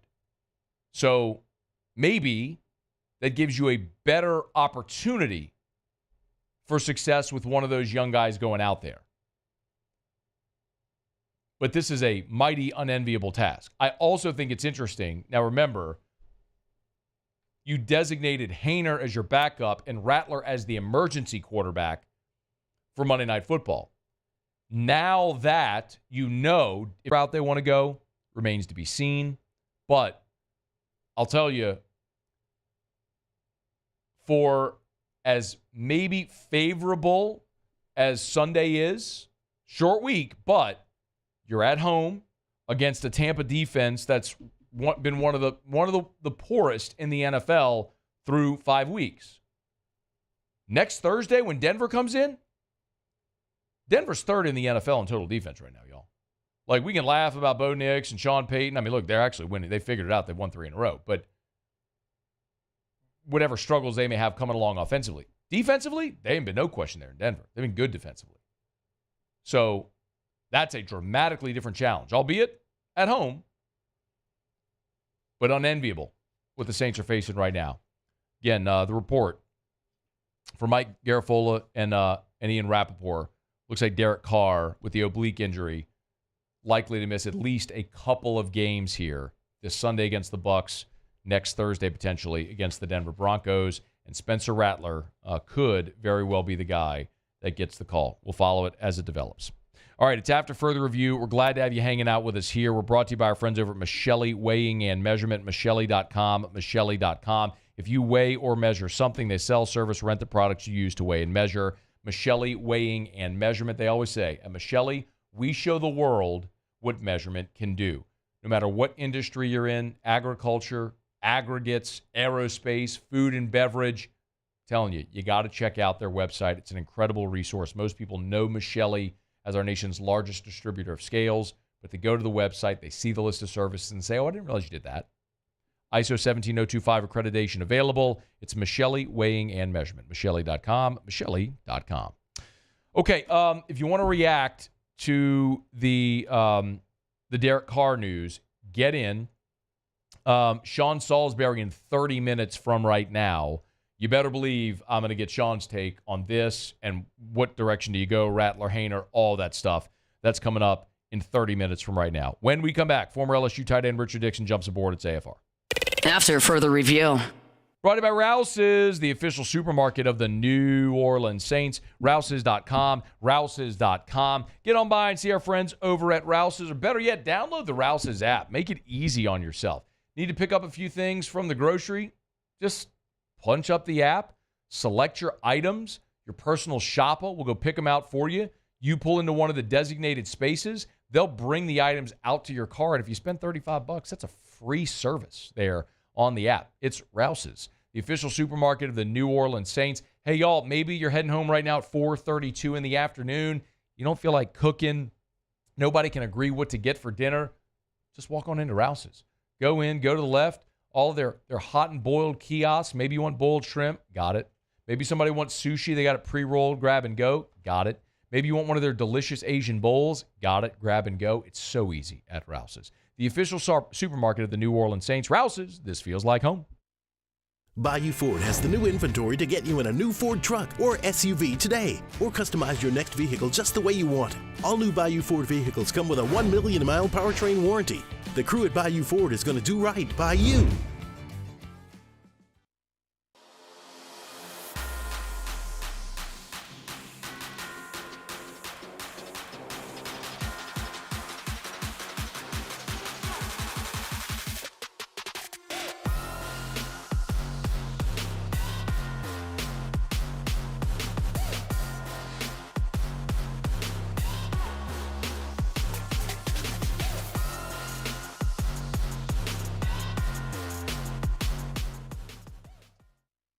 Electricity is all around us, and our families depend on it. Every day is sparked by the power of a cold drink or a warm meal, a movie night, and a comforting light at the end of a dark hallway. From sunrise to sunset, playtime to bedtime, our team is ready to take care of your electrical needs. Even in the case of an after-hours emergency, the light in your life shines brighter with Mr. Electric. BRAC teamed up to reimagine your parks, and you imagined big.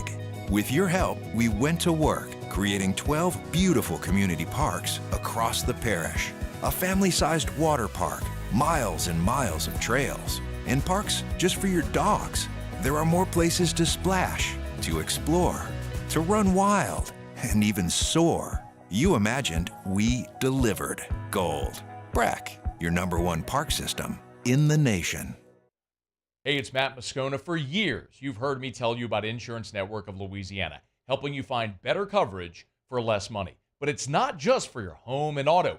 They also offer commercial properties. So, retail stores, professional offices like doctors, dentists, attorneys, clothing boutiques. Insurance Network of Louisiana can find you better coverage for less money. They service the entire state of Louisiana, and they're local. So call today at 293-0450 or lainsurance.net. Gulf Coast Office Products is a nationally recognized Savin office equipment dealer based right here in Louisiana. Over 100 employees strong, Gulf Coast has the boots on the ground to support all vertical markets from education, engineering, legal, and finance. With the latest in office technology from desktop to production segment units, Gulf Coast and Savin have the perfect fit for you. Call 225-756-2644. That's 756-2644 for Gulf Coast Office Products. At Relief Windows, we're more than windows. We're windows, doors, hardy plank, and vinyl siding. But our #1 product is always customer satisfaction. Visit us online. After further review, powered by Sunshine, your hometown John Deere dealer in Louisiana.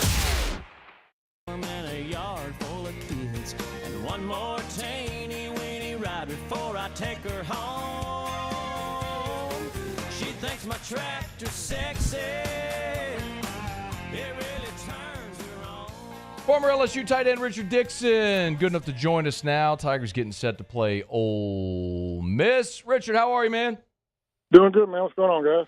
Well, I don't know if you heard just big news that we're kind of digesting right now. It sounds like Derek Carr is going to miss a couple of weeks for the New Orleans Saints. We'll continue to react to all that. But, man, I think quarterback play is going to be paramount this weekend with LSU and Ole Miss. Like, we all suffered through that game a year ago, the 55-49 game. Rich, let me ask you from an offensive perspective, when you watch Ole Miss, what is it that they do so well?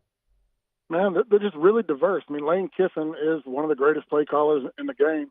And the way they set things up, run to pass, they pass to run, they have so many different things built in that, you got to have everybody on the P's and Q's catching every read.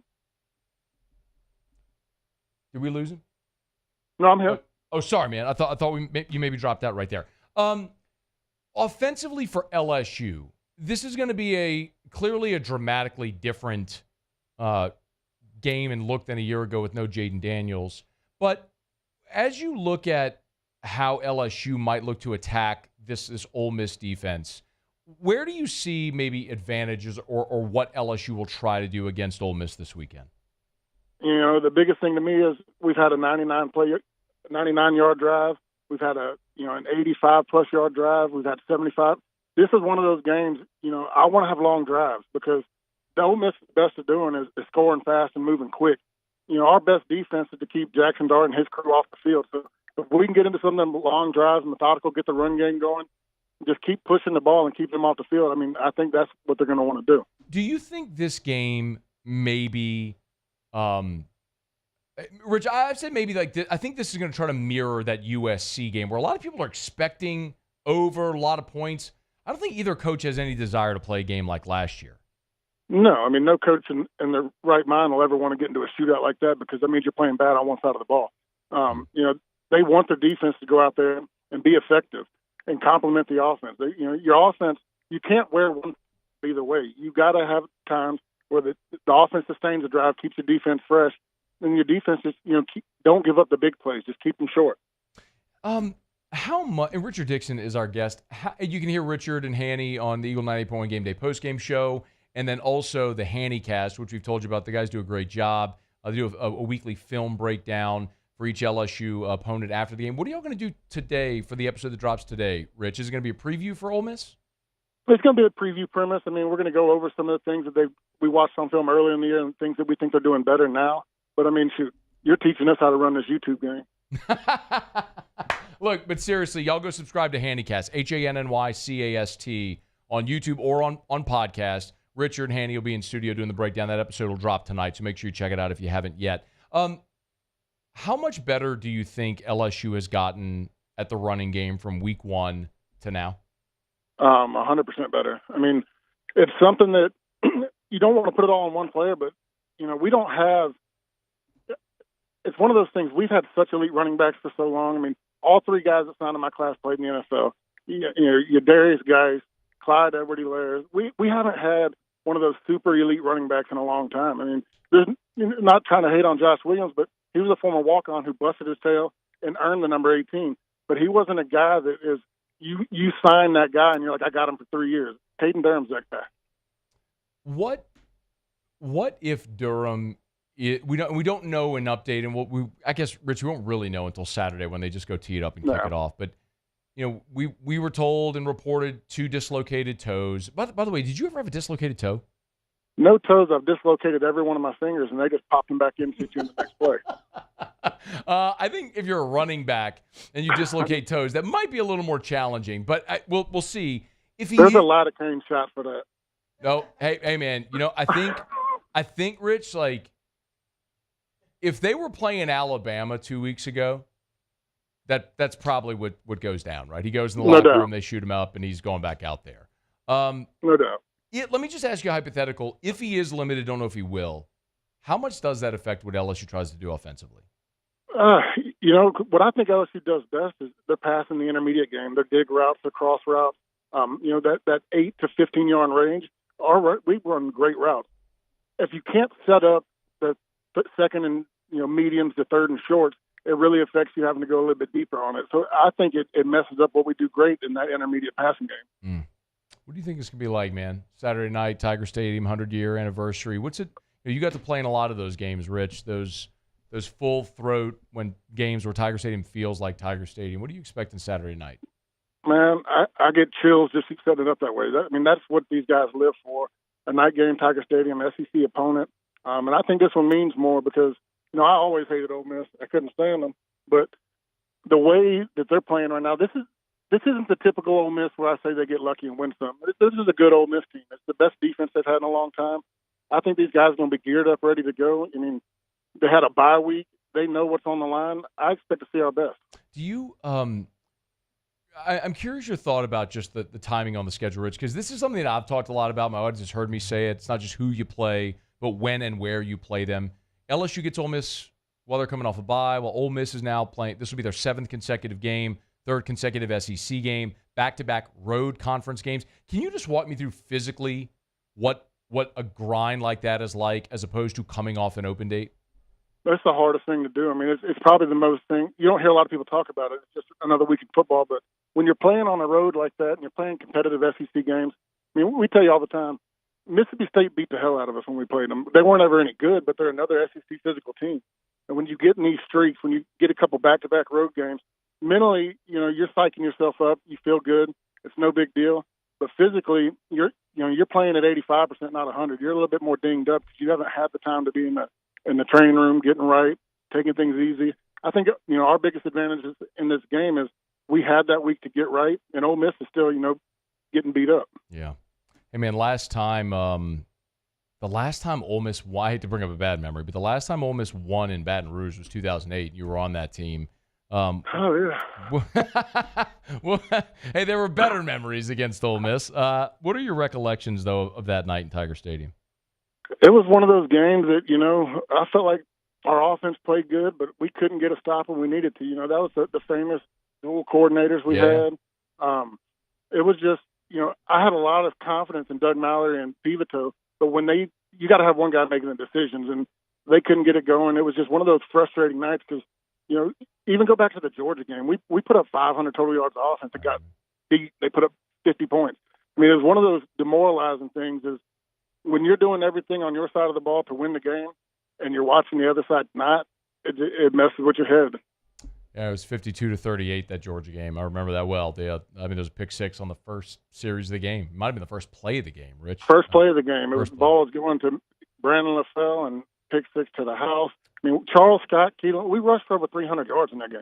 It's crazy. And as an offensive unit, I was a blocking tight end for the most part, but we dominated that game and still get your butt whipped. It's demoralizing. See if Tigers can keep Ole Miss off the board in Tiger Stadium. It's been a hot minute since they've won here. Look, man, it's always tough to go on the road and win, as we saw this past weekend in the SEC. Tigers in Tiger Stadium will try to make that tough.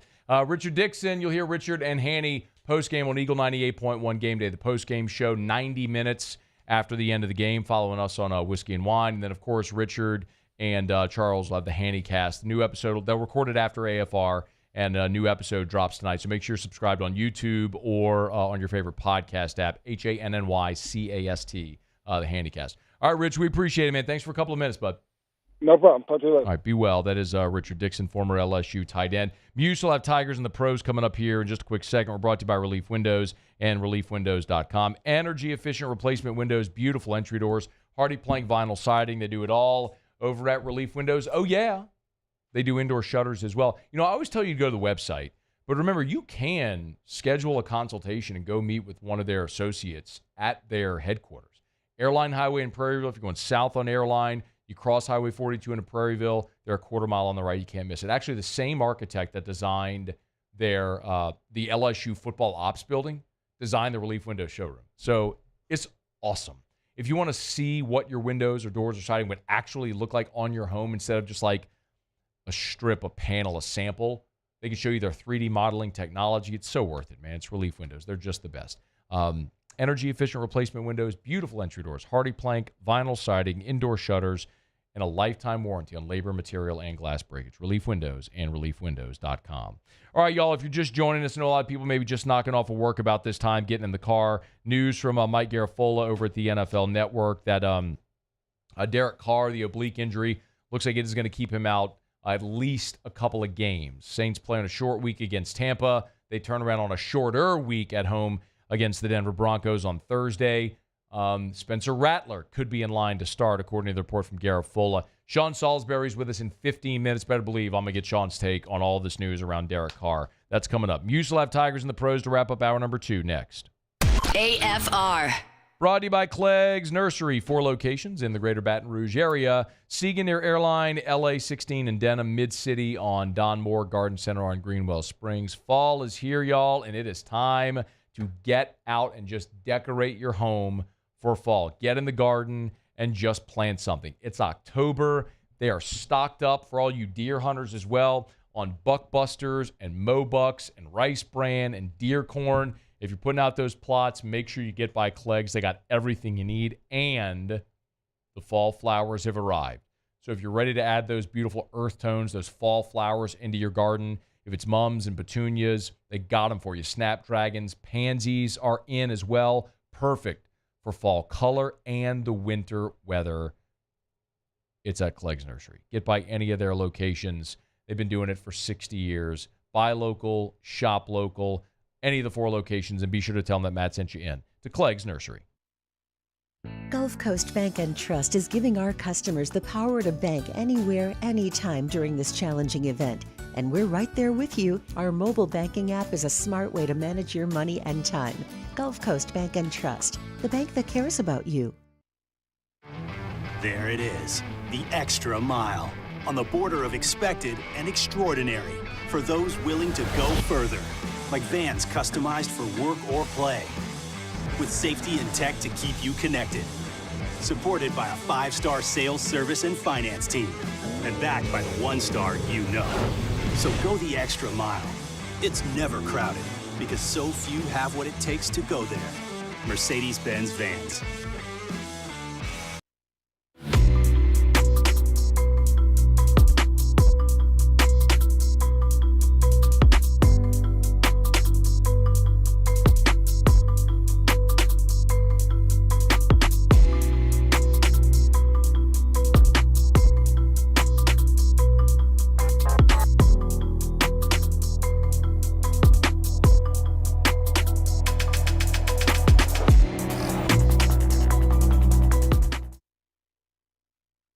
Jerry and Benny Payne began Central Plumbing Company out of their driveway in Tanglewood subdivision.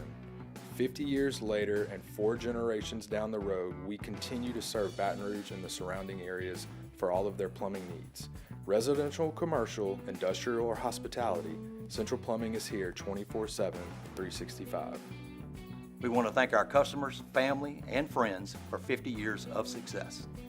And looking forward to 50 more. I've been doing business with Luba for 25 years.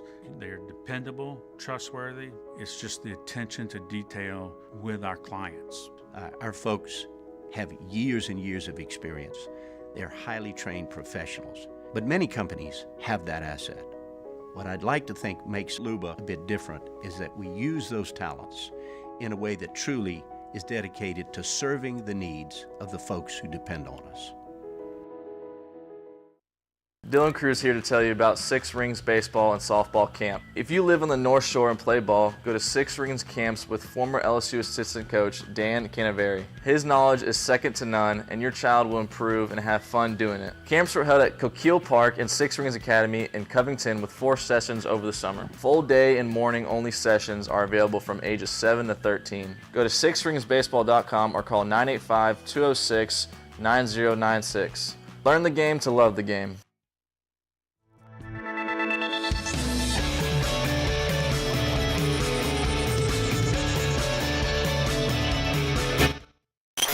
After further review, powered by Sunshine, your hometown John Deere dealer in Louisiana. We'll get to Tigers and the Pros here in just a quick second. This is a good opportunity for me to remind you, though. 2 things. Many of you know, of course, that we launched LouisianaSports.net, and I'm very proud of the work we've done there. But there's 2 things that I would highly recommend you do. Number 1 is go to LouisianaSports.net and subscribe to our newsletter. So you'll get in your inbox. Look, if you don't want it, just don't open it or delete it, whatever. But if you go to the homepage of LouisianaSports.net, you'll see this yellow tab that says subscribe to the Insider newsletter. Just click that. You'll sign up, and you'll get it in your inbox whenever we send it. And then the other thing, I see our numbers on our mobile app, the 104.5 ESPN app. You have an option in the app to turn on notifications. I know not everybody loves notifications, but for things like this, like the Derek Carr news, when there is news, we send push notifications from LouisianaSports.net through our mobile app. So I would highly, highly, highly recommend you go turn that on. That's also something we'll probably use for contesting and things. So if you do listen on the 104.5 ESPN app, or if you've downloaded it, go into your app settings and turn on push notifications. If you don't want to turn on all the notifications, that's fine, but turn on push notifications so you're alerted when there is breaking news like that. Okay, Muso, Tigers and the Pros. Tigers in the Pros. They still bleed purple and gold. They're just really rich now. Philadelphia Eagles making news this afternoon. They have released Devin White. Just a perplexing fall continues for D. White. You'll remember going into the 2023, or I'm sure say starting the 2022 seasons, the Bucs exercised his 5th-year option on the contract. Heading into that 2023 offseason, the contract negotiations fell through. He requests a trade, did not get one, lost his starting job in that season as well, and then signed the 1-year, $7.5 million contract with Philly. Has not appeared in a game for the Eagles yet in 2024, and now back out on the open market after being released. Just really, really odd to see for Devin White, but we obviously wish him the best wherever he lands next. Monday Night Football last night, a couple of former LSU Tigers with really nice outings. One of them, Foster Moreau, a couple catches, one of them being a touchdown. Beautiful play as well, and allowed the Saints to claw back into it momentarily before it would get away from them again. And then Tyrann Mathieu, 6 stops on the defensive side for New Orleans last night as well. Major League Baseball in action right now. The Philadelphia Phillies, Aaron Nola on the bump. There it is. He just gave up a single to left field. No. Yeah, you don't love to see that. But Nola, into his 3rd inning of work, 3 hits, 1 earned run, has not walked anybody, and has punched out 3. The Mets lead the Phillies 1-0 there. The series tied at 1 game apiece. Tomorrow in Tigers in the Pros, we'll let you know how Nola's night finished up there in Queens. That is Tigers in the Pros. Presented by First South Farm Credit. If you're thinking of buying land, your first call should be to First South Farm Credit. Go to firstsouthland.com, firstsouthland.com. Of course, something worth mentioning is if you own timber land, there's all types of tax benefits. So it's worth, I'm not going to make any bold proclamations here or anything, but it is worth a conversation with your CPA. If owning land and owning timberland could be of a tax benefit to you, to your family, to your business. So ask your CPA, learn more, and when it's time, make sure you reach out to First South Farm Credit. firstsouthland.com, firstsouthland.com. They've actually done more than $200 million in loan modifications just in the last 2 weeks as interest rates have come down. They will modify your loan to help you save money. They've been doing it for more than 100 years. It's First South Farm Credit. Go to firstsouthland.com, firstsouthland.com. Okay, been a really good show. Shea Dixon was here in hour 1. We talked a ton about the Jakeem Stewart situation and reclassifying. Heather Dinich was here earlier this hour. You just heard Richard Dickson. Coming up after Sports Center, Sean Salisbury will be here. And we got a lot to talk about. Of course, the Jackson Dart Garrett Nussmeier battle in Tiger Stadium coming up on Saturday. But you better believe we got to delve into the story of the day. If you're just joining, knocking off of work, jumping in the car, haven't heard, Derek Carr, according to Mike Garafolo and Ian Rappaport, expected to miss multiple games with the oblique injury. Spencer Rattler could be the option to start this Sunday against the Tampa Bay Buccaneers. So short week, quick turnaround, rookie quarterback, all that. We'll delve into it. Who better to have? I mean, sometimes the stars just align. We got Sean Salisbury joining us right after Sports Center. You're going to want to hear this convo. Don't you move. It's AFR. AFR. Optimize. They are the generator people. Go to generatorpeople.com, generatorpeople.com. If you want a Generac automatic home standby generator, you need the generator people. That's Optimize. Of course, Helene just came through. Milton barreling towards Florida. It's just a reminder, y'all. When you live here, we live in the path of storms. And when storms hit, which is an inevitability, the power goes out, and our lives are inconvenienced and disrupted greatly. We've all been in long lines for gas, long lines for ice. I mean, maybe insane traffic and evacuation routes, whatever it may be. If you want to make your life a lot easier, install a Generac automatic home standby generator. And when it comes time to do that, the only call should be to Optimize, the generator people. From Lake Charles to Slidell and everywhere in between on the 1012 corridor, they'll service you. GeneratorPeople.com. GeneratorPeople.com. I've been doing business with Luba for 25 years. They're dependable, trustworthy. It's just the attention to detail with our clients. Our folks have years and years of experience. They're highly trained professionals. But many companies have that asset. What I'd like to think makes Luba a bit different is that we use those talents in a way that truly is dedicated to serving the needs of the folks who depend on us.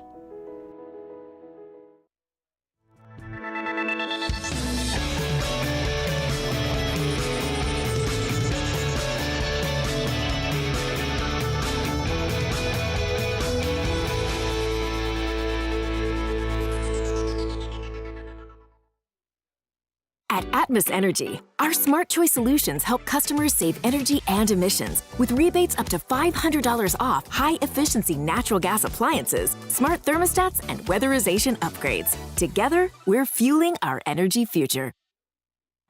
It's no secret. The best oysters in Baton Rouge are at Jolie Pearl Oyster Bar.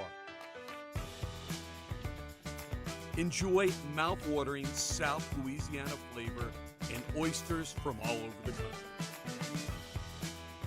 And don't forget our nightly drink specials.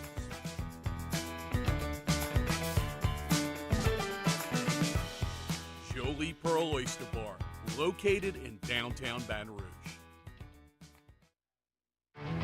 There it is, the extra mile, on the border of expected and extraordinary, for those willing to go further, like vans customized for work or play, with safety and tech to keep you connected, supported by a 5-star sales, service, and finance team, and backed by the 1-star you know. So go the extra mile. It's never crowded, because so few have what it takes to go there. Mercedes-Benz Vans. Electricity is all around us, and our families depend on it. Every day is sparked by the power of a cold drink or a warm meal, a movie night, and a comforting light at the end of a dark hallway. From sunrise to sunset, playtime to bedtime, our team is ready to take care of your electrical needs. Even in the case of an after-hours emergency, the light in your life shines brighter with Mr. Electric. Breck teamed up to reimagine your parks, and you imagined big. With your help, we went to work, creating 12 beautiful community parks across the parish. A family-sized water park, miles and miles of trails, and parks just for your dogs.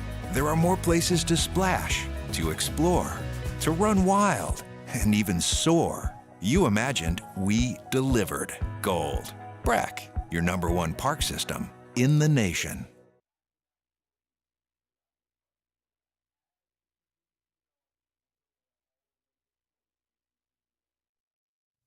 This is SportsCenter.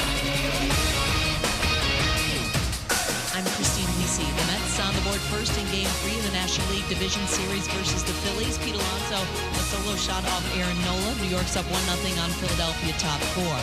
Upset by the Jets, 2-3 start to the season. Owner Woody Johnson today fired coach Robert Saleh and said he felt it was needed heading into Monday night's AFC East showdown with the Bills. ESPN's Adam Schefter. It's a situation where you have a team that's struggling. You've got a team that they believe, right or wrong, is very talented and good enough to win and win consistently. And if they're going to make a move, that they need to do it now. They need to get a spark going with this team. Adam Schefter on Greeny, defensive coordinator Jeff Ulbrich named interim coach. Schefter's reporting Patriots rookie quarterback Drake May will start Sunday against Houston. NHL opening night in North America on ESPN. Kraken leading the Blues 2-0 second period on goals by Ellie Tolvanen and Vince Dunn. Colorado safety Shiloh Sanders returns this week against Kansas State. Was out the last 3 games following forearm surgery. Hey, it's Evan Cohen. Coming up Wednesday, it's a huge weekend in college football, and there's no one better to break it down with than Mel Kiper Jr., who joins us at 8:30 a.m. Eastern. It's on Sportsmanlike, 6 a.m. Eastern, right here on ESPN Radio, ESPN2, and ESPNU.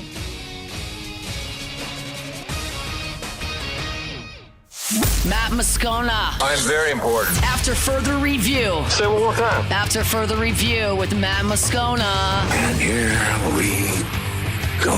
Live from the Mercedes-Benz of Baton Rouge studio. Let's ride!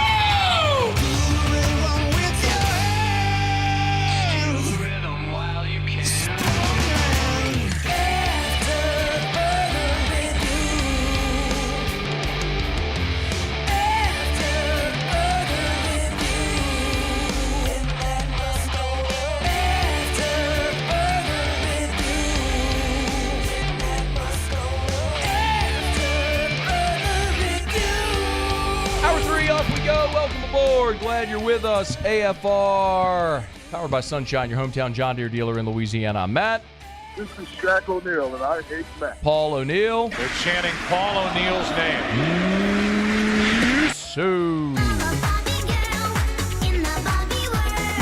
And Mr. Toby Tomplay.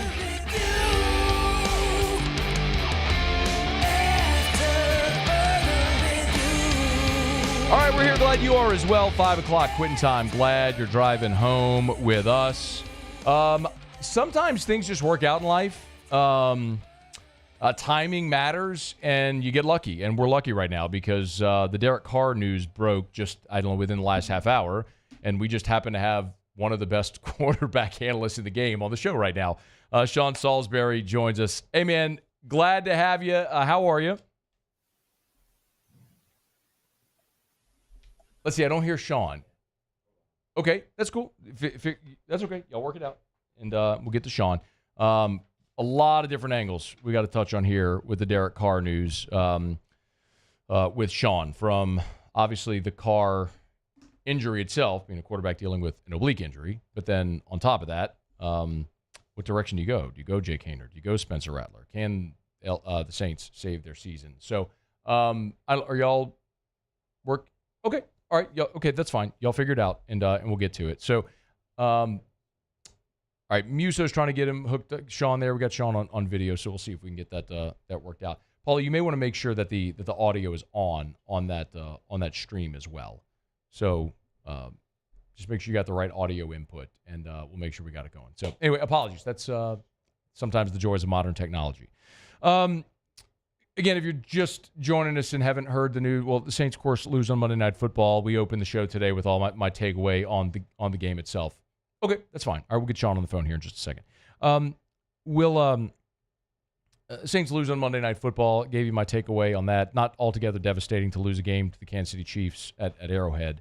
But it certainly put a tremendous amount of importance on this coming Sunday's game against Tampa, and now you're going to face the Bucs without Derek Carr. All right, we have Sean with us now. Sean, how are you? Doing good, Matt. How are you? Well, I'm well, all things considering. This isn't the best news for the New Orleans Saints. I'll ask the big picture question first, and then we'll kind of get nuanced, which is, okay, you're the Saints. For all intents and purposes, Sean, your season might be on the line this weekend with Tampa coming into the Dome. It's a short week, and now you're going to be without Derek Carr. Reaction to just the situation for New Orleans?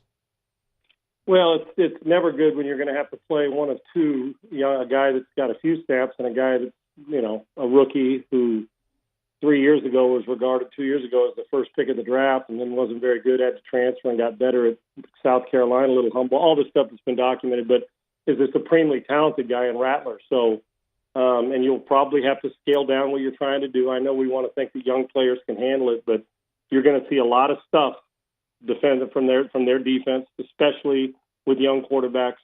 They didn't make a whole lot of big plays in the game last night. Carr's been really accurate and efficient, if nothing else, and you lose a fiery leader and, the guy that makes your offense go, and they're going to have to run the ball and lean on it. It almost makes you, I don't want this to sound wrong, it feels like they're trying to force you to be one-dimensional because, getting in and out of audible checks.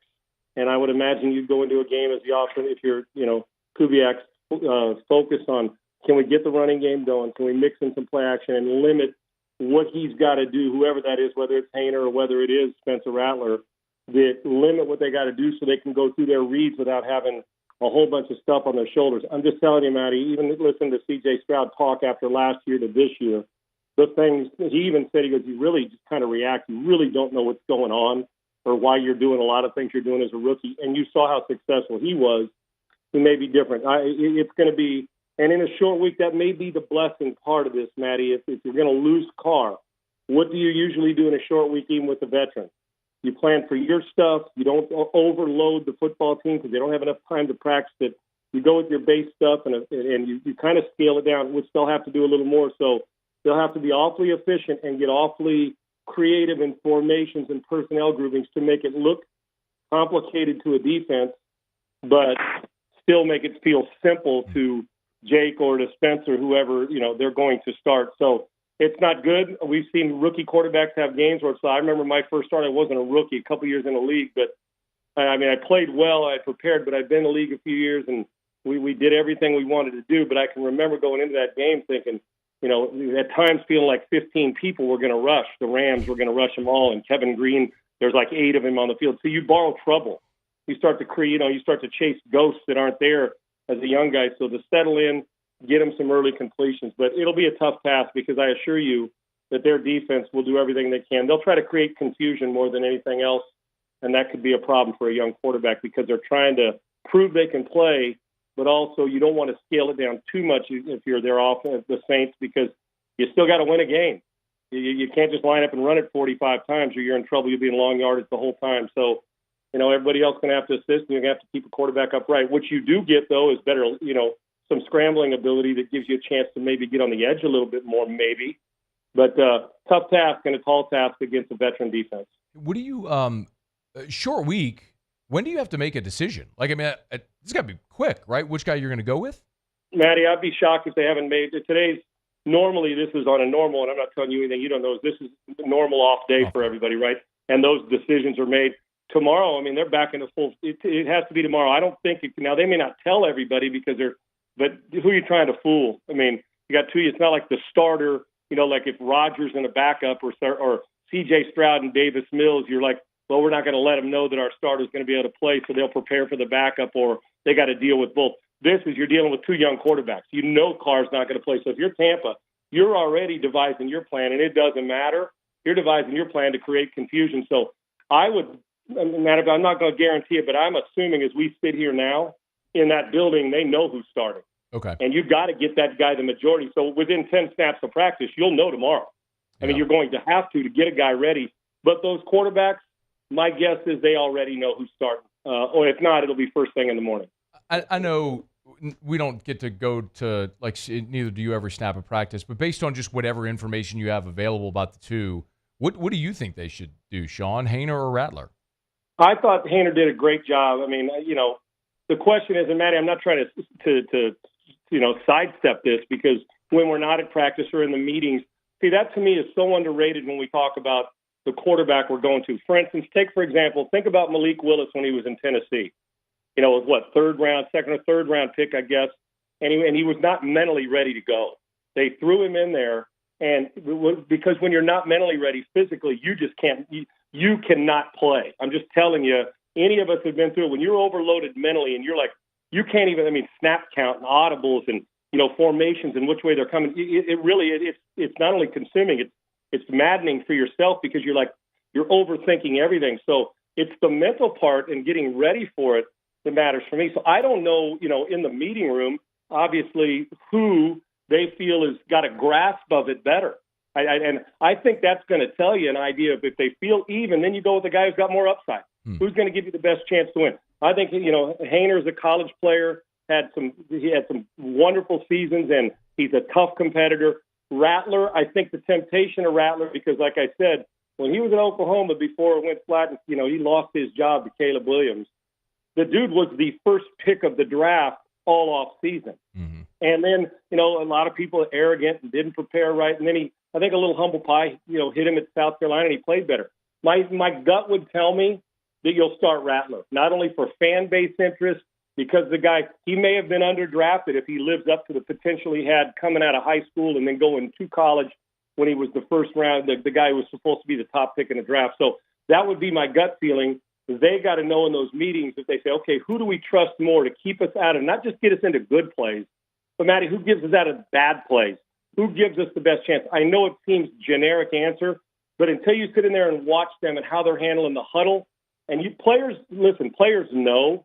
The one thing, we can fool a lot of people. Players know. Players know who should be starting, and the coaches know who the players want to start, I assure you. So, and it's no disrespect to either one. My gut tells me upside potential and maybe your future big time, especially if it's a steal like Prescott was, right? Mississippi State. Was a fourth or fifth rounder, had the big body. He goes to the Cowboys, hits the ground running, boom. Now look at him. I mean, big time player. So with this, are you thinking, am I getting the first round talent? And with a guy who's hungry and humble now, my gut would say that I would start Rattler just because I want to see. But I'm not. I don't know what's going on in those meetings. I don't know how the urgency of both of them to grasp it, to get on the board, to be able to take it from the meeting room to the practice field. My gut would say Rattler just because you want to see, and the fan base. You and I both know who they want to see. Yeah. No disrespect to Jake, but they do. And so if you're going with that one, just on a little momentum for that. And if he catches fire, a lot of times, like I said in my first start, you get going and you're so naive to it, you actually play good football because then you're just reacting and throwing to the open guy. But it's the confusion. I'm not worried about either one of them making a throw when a guy's open. It's staying out of bad plays. And when you're mentally not on top of it, it's because you're young, it's the bad plays that kill you. It's not your inability or your ability to make good plays. It's the stuff that puts your team in a bind where you don't see the check down and you try to force the ball and it's picked off, you give a team the short field. And that'll be the challenge they face in making the decision. If I was a betting man, I'd say that Rattler's going to get the start. He's Sean Salisbury. Let me not get a quick break. Sean, I want to continue on this topic, though, because I want to talk specifically about the challenge that Tampa Bay presents, a team that hasn't been great defensively through 5 weeks. The Saints' offensive line is very bad, so what challenge does that present for whichever young quarterback is going to play? We got a lot more to get into with Sean Salisbury. We'll continue. It's AFR. AFR. Get Gordon and get it done. Gordon McKernan Injury Attorneys. If you've been injured in an accident, it's not your fault. You need representation. You know what to do. Go to getgordon.com, getgordon.com. That's what injured people in our state have done for 30 years. They've trusted Gordon McKernan Injury Attorneys. Gordon and his team have represented more than 10,000 Louisiana residents, collecting more than $2 billion in damages. That is real. Those are real numbers. So if you find yourself in a car wreck with a big truck, maybe it's an offshore or maritime accident, maybe it's a workers' comp claim, something along those lines, whatever it may be, make sure you call Gordon McKernan Injury Attorneys. 888-8888, 888-8888, or go to getgordon.com. When you go to the website, there's a Get Gordon button right there on the homepage. That's how you can get in touch. Getgordon.com. You know what to do. Get Gordon and get it done. Bayou Chrysler Dodge Jeep Ram has back-to-school savings like $16,000 off 25 Ram 1500 trucks. We're open for business in our beautiful new showroom and taking $16,000 off. All new Bayou vehicles come with a complimentary extended warranty. The crew at Bayou Automotive is going to do right by you. The Windsor Senior Living Community in Mandeville, Louisiana is a beautiful, vibrant apartment community geared towards seniors. They are nestled right in the heart of Mandeville, where seniors live a more carefree lifestyle in spacious apartments with the peace of mind that comes from having a little extra help. Call the Windsor at 985-624-8040 to schedule a lunch and tour. Come see how the Windsor can be your passport to peace of mind. Hey, it's Matt Moscona. For years, you've heard me tell you about Insurance Network of Louisiana, helping you find better coverage for less money. But it's not just for your home and auto. They also offer commercial property. So, retail stores, professional offices like doctors, dentists, attorneys, clothing boutiques. Insurance Network of Louisiana can find you better coverage for less money. They service the entire state of Louisiana, and they're local. So call today at 293-0450 or lainsurance.net. Gulf Coast Office Products is a nationally recognized Savin office equipment dealer based right here in Louisiana. Over 100 employees strong, Gulf Coast has the boots on the ground to support all vertical markets from education, engineering, legal, and finance. With the latest in office technology from desktop to production segment units, Gulf Coast and Savin have the perfect fit for you. Call 225-756-2644. That's 756-2644 for Gulf Coast Office Products. Jerry and Benny Payne began Central Plumbing Company out of their driveway in Tanglewood Subdivision. 50 years later and 4 generations down the road, we continue to serve Baton Rouge and the surrounding areas for all of their plumbing needs. Residential, commercial, industrial, or hospitality, Central Plumbing is here 24/7, 365. We want to thank our customers, family, and friends for 50 years of success. And looking forward to 50 more. I've been doing business with Luba for 25 years. They're dependable, trustworthy. It's just the attention to detail with our clients. Our folks have years and years of experience. They're highly trained professionals. But many companies have that asset. What I'd like to think makes Luba a bit different is that we use those talents in a way that truly is dedicated to serving the needs of the folks who depend on us. Gulf Coast Bank and Trust is giving our customers the power to bank anywhere, anytime during this challenging event. And we're right there with you, our mobile bank. After further review, powered by Sunshine, your hometown John Deere dealer in Louisiana. Big shout out to our friends over at Sunshine, your hometown John Deere dealer in Louisiana. Sunnyquip.com, not just tractors, so zero-turn mowers, gators. Check them out. Sunnyquip.com. So lucky to have Sean Salisbury with us. When it comes to talking quarterback play, just offense in general or football in general, I don't know that there's anybody better. We get him on Tuesdays, and it just so happened that Sean was scheduled to be on the show like 20 minutes after the Derek Carr news broke. If you're just jumping in your car, haven't heard, Derek Carr likely to miss at least a couple of games with an oblique injury, and could be Spencer Rattler in line to start. That's from Mike Garafolo over at the NFL Network. Sean, the Saints' offensive line has been a huge, huge sticking point because of the injuries. They could be in line to start their 4th center in as many games this coming weekend against Tampa. Does the fact that they've had this shuffle of the offensive line impact the decision at all of who might start? Haener, who's got a little, not a bunch of experience, but at least a little more than Rattler? It does. Now, whether that'll be the deciding factor, Matty, we'll see what Dennis Allen does and how Clint deals with that on the offensive side. It does, because I know it sounds elementary, but in training quarterbacks, if you can't, between the quarterback and center, if you can't protect them inside and you can't get the ball and get it rolling, and you're concerned about that going in, it becomes a problem. That's just kind of got to be like riding to work in the morning. You don't ever, when you've been to work 400 straight days in a row, you don't ever think about the directions. You just go to work. Not everybody say, yeah, same route. It's the same thing with center.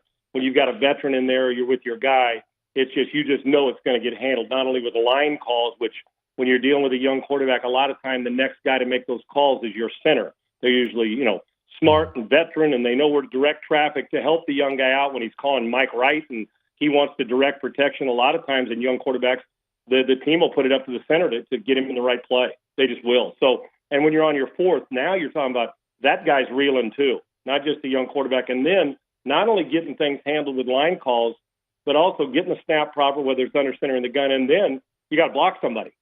Now, that front seven was supposed to be strong, been banged up a little bit on Tampa Bay, and they're not playing the normal type of Todd Bowles defense, which is pressure, show one thing, do another. But they know, trust me, if anything, good coordinators and good coaches will find the weakness.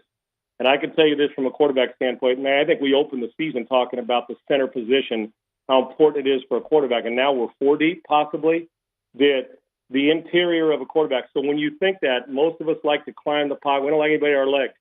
So your next thought is, if that's going to be the case, then I better have a guy who can take something, make chicken salad out of chicken crap. You know what I mean, as a quarterback. So knowing that can be, and if you're Todd Bowles and that defense, of course you're going to try to exploit their offensive line weakness, which goes back to my original comment about creating confusion. So yes, and it also goes back, you made the point of the question of, in those meeting rooms, who do they feel can handle duress? Because the game is going to be, I mean, I know it's at home, but the game is going to have a lot of times of moments where they're going to embarrass you with their defense. They're going, I mean, it happens every week, where whether it's embarrassment or 3 and out 2 or 3 times, then what happens to the young quarterback? You start to press. And then if you're Kubiak, or you're starting to play too conservative, you can't go into this game. This is what I do know. You can't go into this game saying, man, we got to throw it 10 times and we're going to run it and we're going to live with it. You still got to treat your backup. He gets paid for a reason.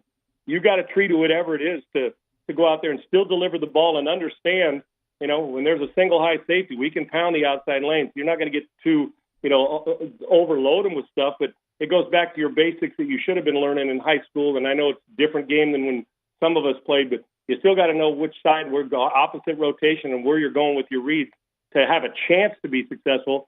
So this week in practice, I would imagine, in truth, Matty, you don't need a lot of plays.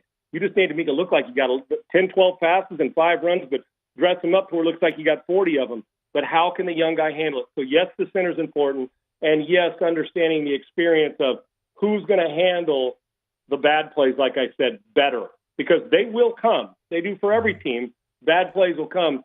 Who can overcome them and give you the best chance? And sometimes it's who's going to make me a play when nothing's there. We've seen Caleb Williams have to do it in Chicago with his line, and it happens in a lot of cities. And so who's prepared to do that? But I wouldn't go in playing tentative ball. You got to go in. You got to protect the quarterback, but you still got to attack and give him a chance to get into a rhythm, get him some early completion. So experience and who they think can handle the adversity would be a big choice in this. But sometimes you also say, who's going to get me out of trouble better?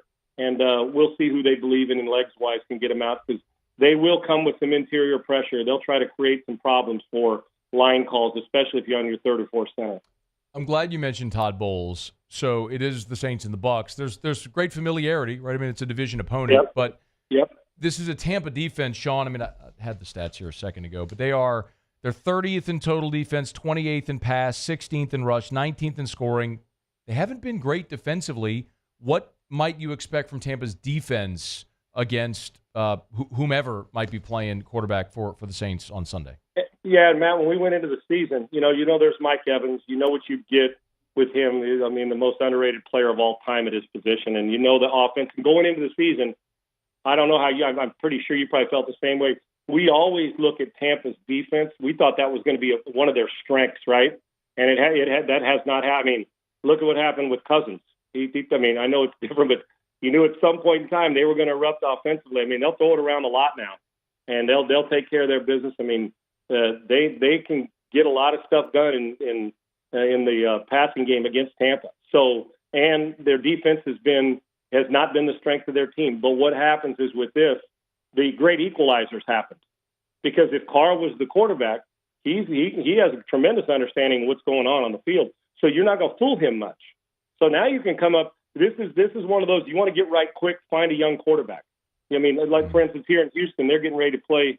Drake May's going to start. They're going up to New England. It'll be a home game. But you don't tell me D'Amico Ryan's saying, pressure, create confusion for him, and go get him. Now the Texans defense is playing better football than Tampa. So what was supposed to be a strength of their team has, quite frankly, been a weakness for them. So that's a good thing if you're New Orleans going to say, we can run our offense. The question is, how expansive can you be? I would not expect to see defensively what veteran quarterbacks have seen. Now they'll go with their base defense. Everybody does. That's a creature of habit that coordinators always have. But you got to watch the tape, and I love the Belichick approach where each game is we look at it individually. You may have our base, but I may line up 9 guys on the line of scrimmage. If I was playing the Saints, I'm going to make the young quarterback beat me. I'm not going to let Kamara take the game over. I'm going to make the young quarterback beat me with smart decisions, force him to get out of it, get the ball out quicker. And a lot of times with young quarterbacks, and I want you to keep this in mind, is if you decided, well, we're going to give all-out pressure the whole time. For quarterbacks, a young quarterback, you know what it does? It takes the read out of it. When you know it's man coverage, it's a one-man route. You're saying, I believe this guy, Olave is going to win. So you don't have to go through your progressions, which impatience is a big part of being a young quarterback. They want to hurry through their reads, and not urgent, but hurry. And hurry is a bad word for quarterbacks. And so by the time they get to the second, third progression, they're all wompy-jawed. When you know they're pressuring you, it becomes a one-man read, which actually becomes easier on the quarterback to at least make the decision. Now you got to deliver and make the throw. But being multiple, I'd rather even be multiple versus young quarterbacks. Why? Because make it look like man drop into zone, little zone blitz here. Pressure, show 4 weak, and then boom, bring a strong safety blitz. Inside A-gap pressure, force him to audible or force him to run, check out of it and then drop out of it. To me, this is a perfect game if you're Tampa to get right now. If you're Clint Kubiak, you go in and let Spencer Rattler or Jay Kaner know that we're going to attack them. But I would expect, if I was the offensive staff at New Orleans, to see something different, because what Carr could get you out of mentally, young quarterbacks think a little bit too fast, which is natural. But they also can settle in, and sometimes naive can be a good thing. Because you're like, I'm not afraid of this. Nobody expects me to play well. I haven't had 10 snaps. I'm going to go out there and let it rip. So conservative, smart is one thing, but I wouldn't get to the point where everything I do on 3rd and 7 is just handing the ball off every time. So, and always running on first down. Because if it's 2nd and 7, 3rd and 8, it'll be a long day for the Saints passing game, I assure you, and for a young quarterback. I got 2 more things. I got one more about the Saints situation. I have to at least get a thought on LSU and Ole Miss. But just the importance of this game, Sean, the Saints are 2-3. They've lost 3 in a row.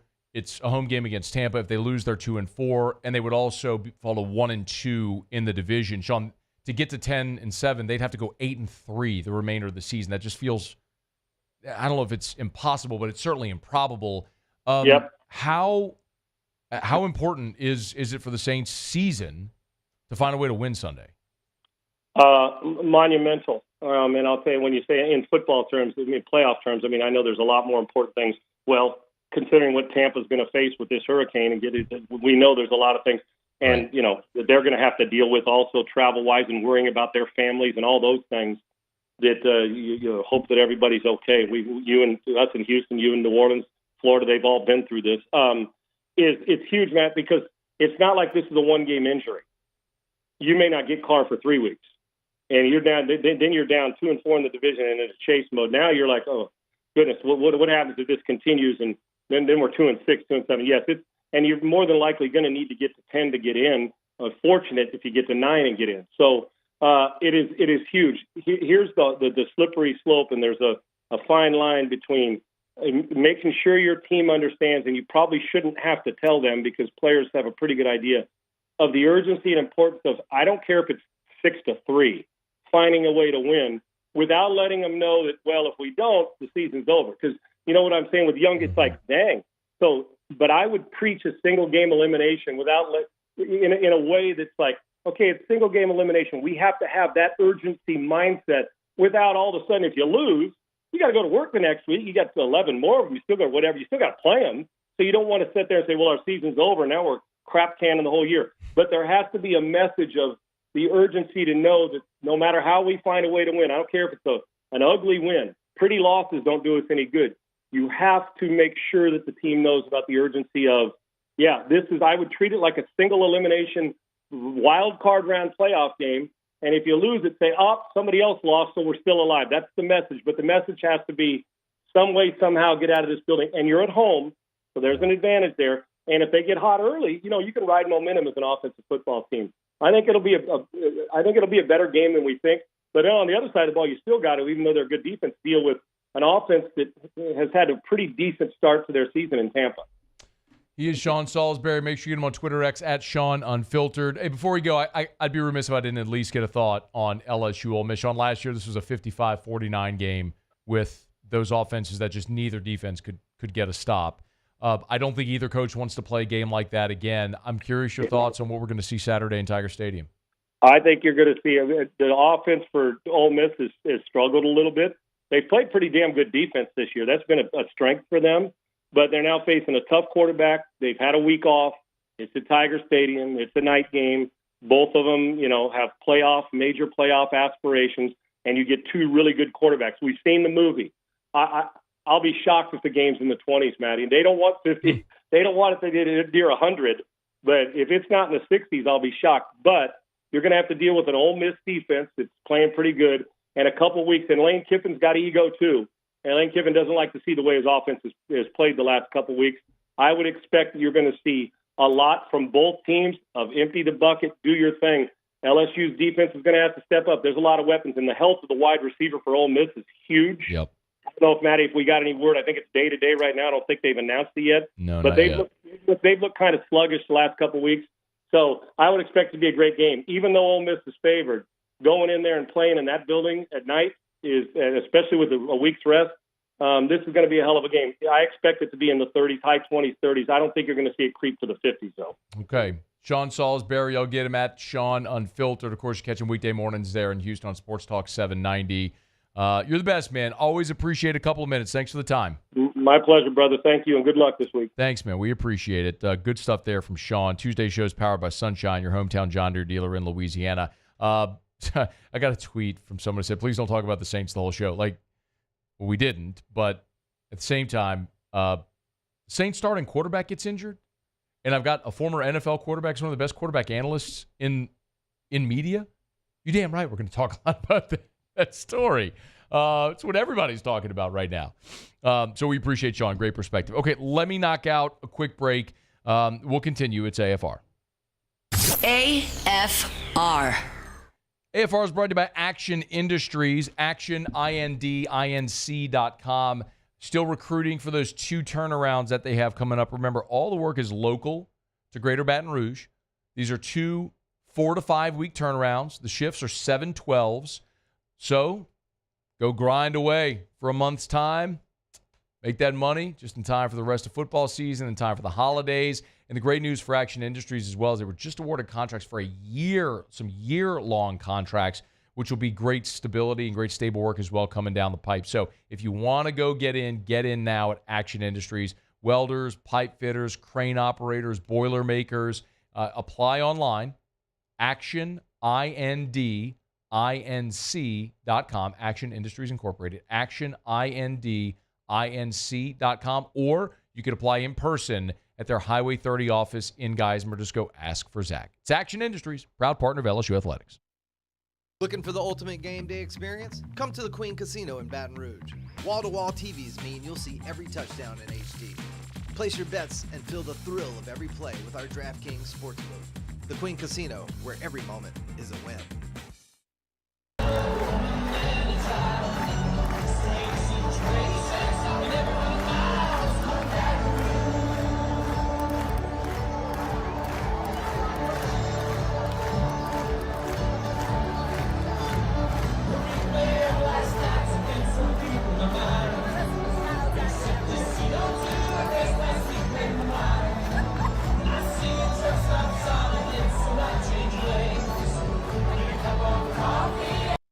Dylan Cruz here to tell you about Six Rings Baseball and Softball Camp. If you live on the North Shore and play ball, go to Six Rings Camps with former LSU assistant coach Dan Canaveri. His knowledge is second to none, and your child will improve and have fun doing it. Camps were held at Coquille Park and Six Rings Academy in Covington with 4 sessions over the summer. Full day and morning only sessions are available from ages 7 to 13. Go to sixringsbaseball.com or call 985-206-9096. Learn the game to love the game.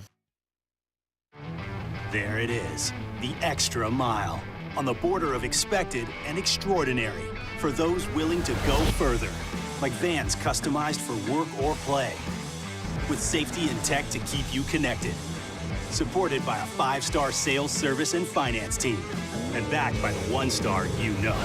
So go the extra mile. It's never crowded, because so few have what it takes to go there.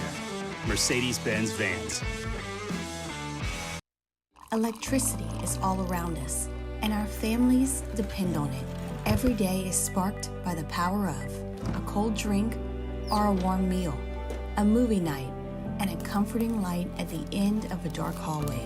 From sunrise to sunset, playtime to bedtime, our team is ready to take care of your electrical needs. Even in the case of an after-hours emergency, the light in your life shines brighter with Mr. Electric. Breck teamed up to reimagine your parks, and you imagined big. With your help, we went to work, creating 12 beautiful community parks across the parish. A family-sized water park, miles and miles of trails, and parks just for your dogs. There are more places to splash, to explore, to run wild, and even soar. You imagined, we delivered. Gold. Breck, your #1 park system in the nation.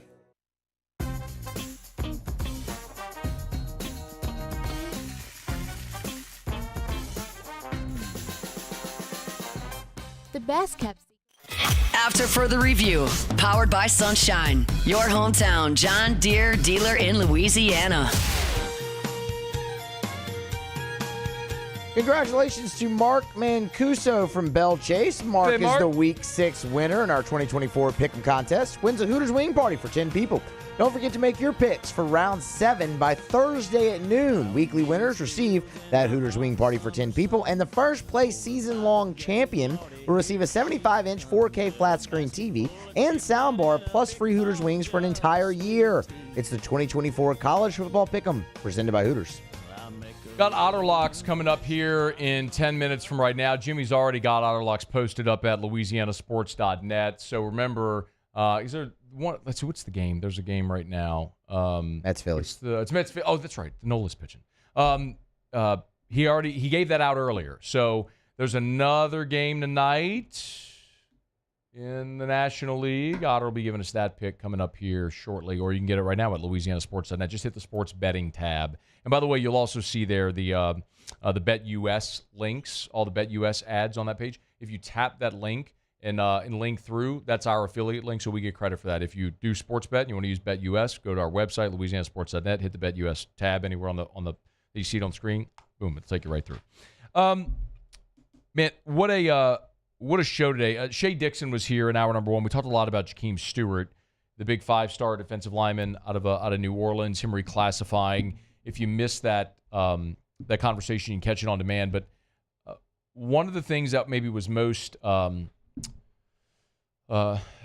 there's 4 official visits that Jakeem Stewart's going to take: LSU, Southern Cal, Oregon, and Ohio State. He's actually going to be at Oregon this weekend for that Oregon-Ohio State game. Then he'll be at Ohio State for Ohio State-Michigan. He'll be in Baton Rouge for LSU, Alabama. I'd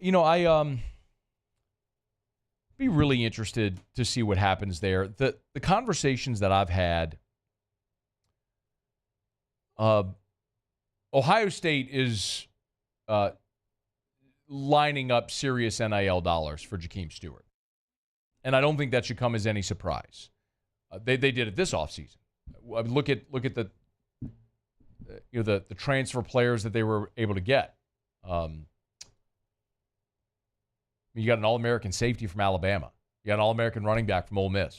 I mean, they went ham in the portal at the top tier of the portal, and they're willing to spend it. Something that Ryan Day has been very transparent about, that they need money to spend, and they've been able to fundraise. So I think that's a big hill that LSU's got to climb.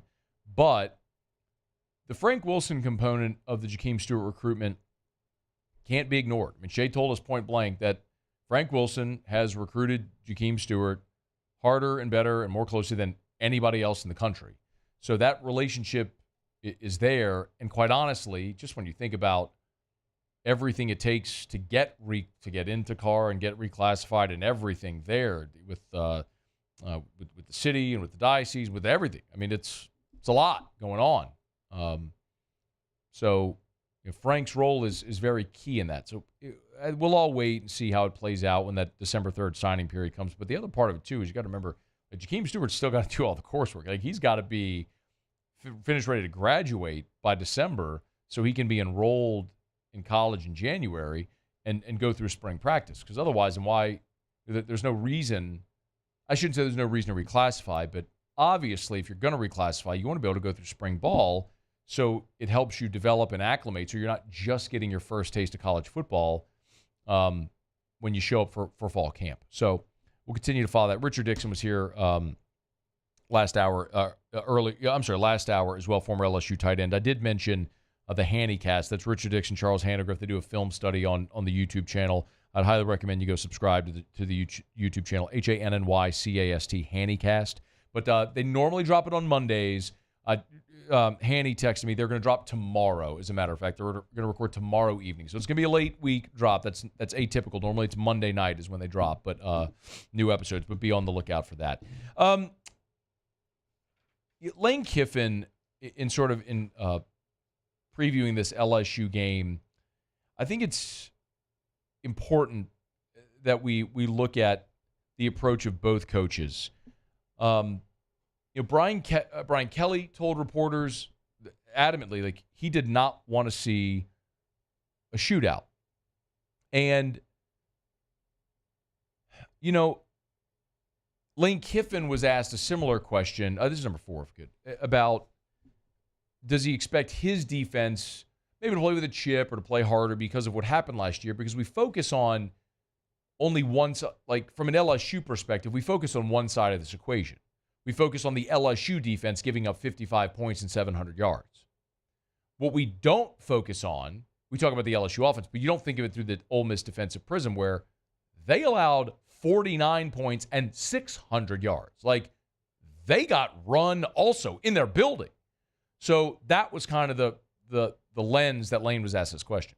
I don't know that. They got a new staff and over there, and Brian does a great job. I think he's all-time active winningest college coach. But every year's independent, every game's independent of every other game. So I don't know that there's much relative to last year, because I think, as you see in college football, you can't even say what's relative a week ago, how somebody plays and how they play against this team, and then the next week that's going to matter, and then it doesn't matter at all. So I think every week's always independent, every season's independent, and I don't know why it feels even more than ever that you better get your team motivated and right each week or you're going to lose. The one thing that I think we will absolutely follow this week, that I do believe is the biggest storyline of this game, is Trey Harris's health. We talked about it on Monday's show, and by the time Saturday at 6:30 rolls around, you're probably going to be sick of hearing me talk about it. But it is naive to try to minimize the importance of Trey Harris in this football game. Harris had 8 catches for 150 yards and a score a year ago. Right now, through 5 games, 5.5 games, I guess, that dude's got 52 receptions. I mean, it is absurd, the productivity. After Trey Harris, the next leading receiver for Ole Miss has 18 receptions. Do I need to say that again slowly? Trey Harris has 52 catches through 5.5 games. He didn't play the second half against South Carolina. The next leading receiver has 18. Like, for comparison, C.J. Daniels is LSU's 4th leading receiver. He's got 20. So, yes, everything they do through the air flows through Trey Harris. And he suffered a pretty serious ankle injury against South Carolina. I did an interview earlier today with Neil McCready from Rebel Grove, our buddy, on his podcast. And we talked for about an hour. I'm sure that'll drop. I don't know if it'll drop tonight or tomorrow. But we did talk about Trey Harris. And Neil's thought is, look, Trey's a Louisiana kid who wants to play in this game badly. He went to Como. He was teammates with Malik Neighbors. Went to Como, Louisiana Tech, and now is at Ole Miss. And he wants to play in this game in Tiger Stadium. And we'll see if he gets close to being able to give it a go. And if he does, how close is he to even effective? But that is a massively significant piece here. Because while LSU's defensive front seven, I think, has improved. I'm not going to tell you they're great, but they've improved. And I think LSU has serviceable cornerbacks with Ashton Stamps and Zy Alexander. Neither guy is Derek Stingley or Christian Fulton or Tre'Davious White or Dante Jackson or Patrick Peterson or Morris Claiborne or Thorold Simon. Someone that you could say, hey, you got him. You got him, and just take that side of the field away. Like, neither is that guy. And that gets exposed when Trey Harris is on the field. They got good receivers. I mean, Wells and Watkins are good players. They're not Trey Harris. So you take Trey Harris away, it is massively consequential for how this game will play out on Saturday. So yes, normally I wouldn't spend so much time just focusing on an injury.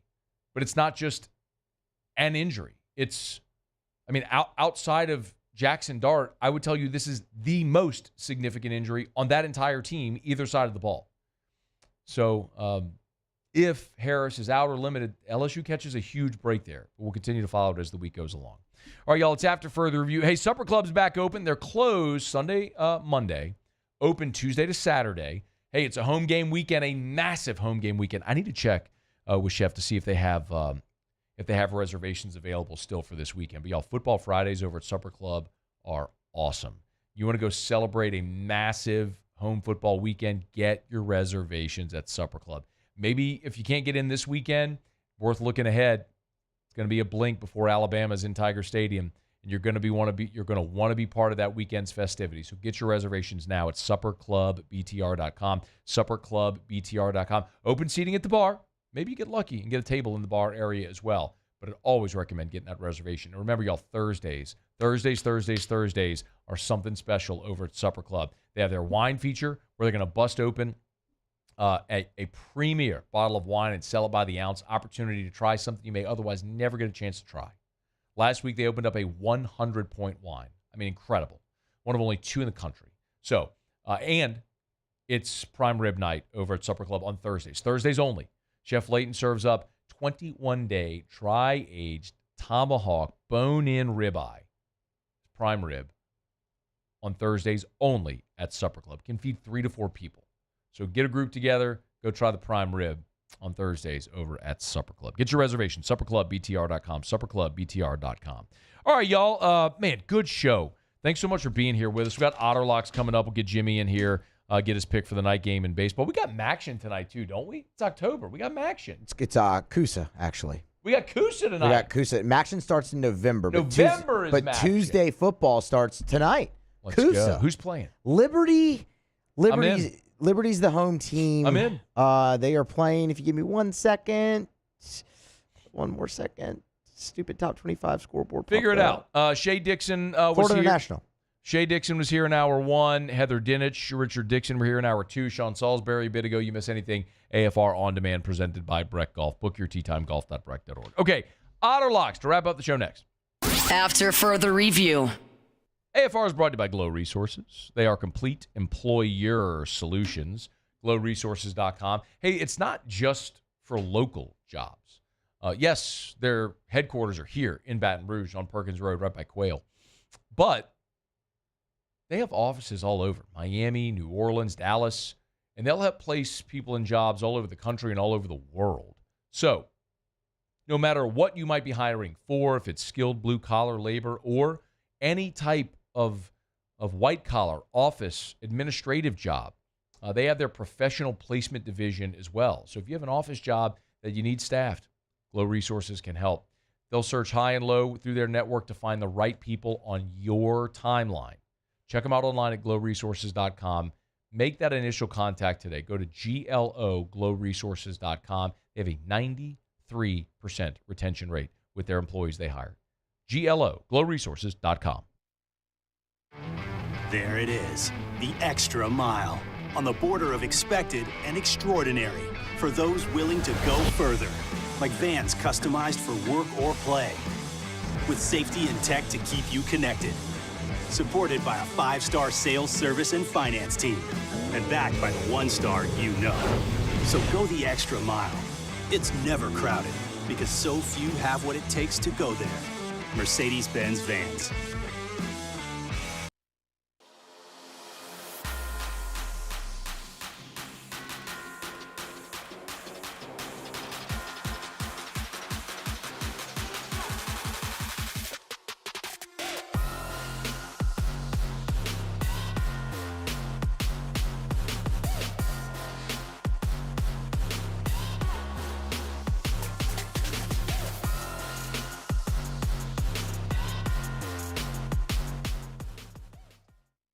Hey, it's Matt Moscona. For years, you've heard me tell you about Insurance Network of Louisiana, helping you find better coverage for less money. But it's not just for your home and auto. They also offer commercial property. So, retail stores, professional offices like doctors, dentists, attorneys, clothing boutiques. Insurance Network of Louisiana can find you better coverage for less money. They service the entire state of Louisiana, and they're local. So call today at 293-0450 or lainsurance.net.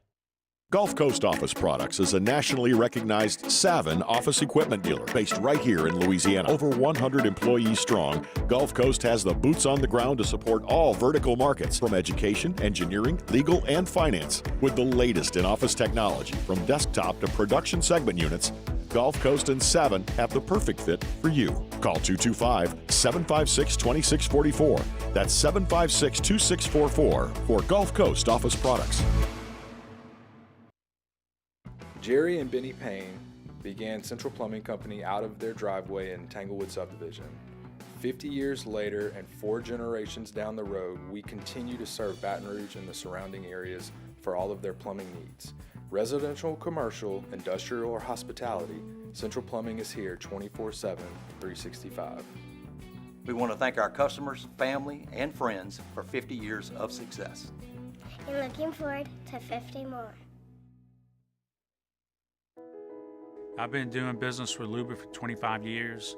They're dependable, trustworthy. It's just the attention to detail with our clients. Our folks have years and years of experience. They're highly trained professionals, but many companies have that asset. What I'd like to think makes Luba a bit different is that we use those talents in a way that truly is dedicated to. After further review, powered by Sunshine, your hometown John Deere dealer in Louisiana. Down the stretch, we come final segment here on a Tuesday edition of AFR. One thing left to do, find out what we're betting on tonight. It's time for Otter Locks. Otter Locks. All right, time to win some money. Presented by Lofton Staffing Services. At Lofton, we put people to work. Call us today at 924-0200 or go to lofton.jobs. I think it's safe to say that I won the bet. Otter, how are you?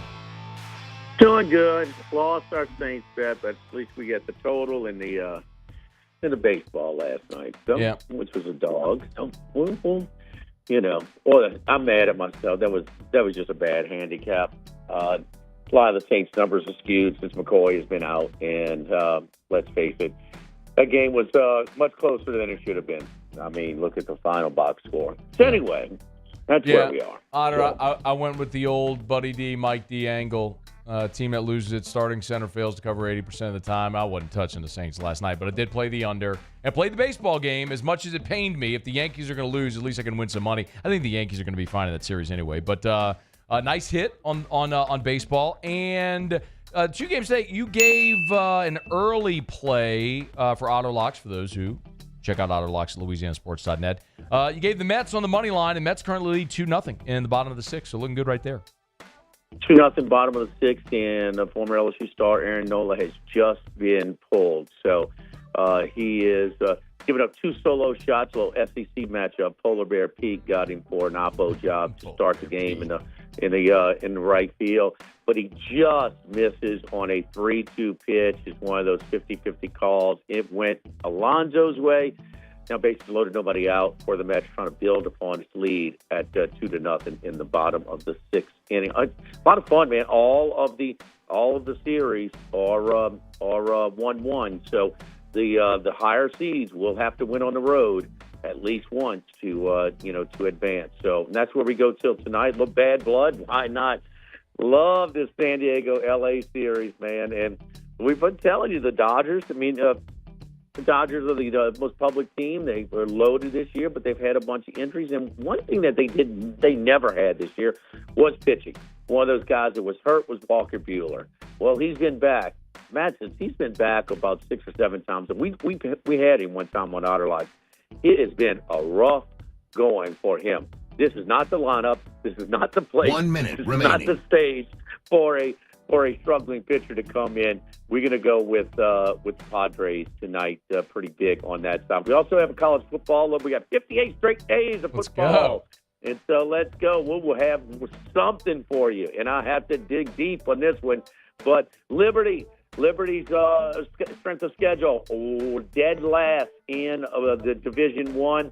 They have been struggling a little bit. 4-0, but not quite in blowout fashion as we expected a little bit. We take Florida International, nothing crazy, for Florida International plus 16.5 tonight in the football. All right, FIU and the Padres are the plays for tonight. Where are you tomorrow, Otter? We are at Modesto on Burbank, right next to the original walk-on. Great stuff. Thanks, Otter. Have a good night.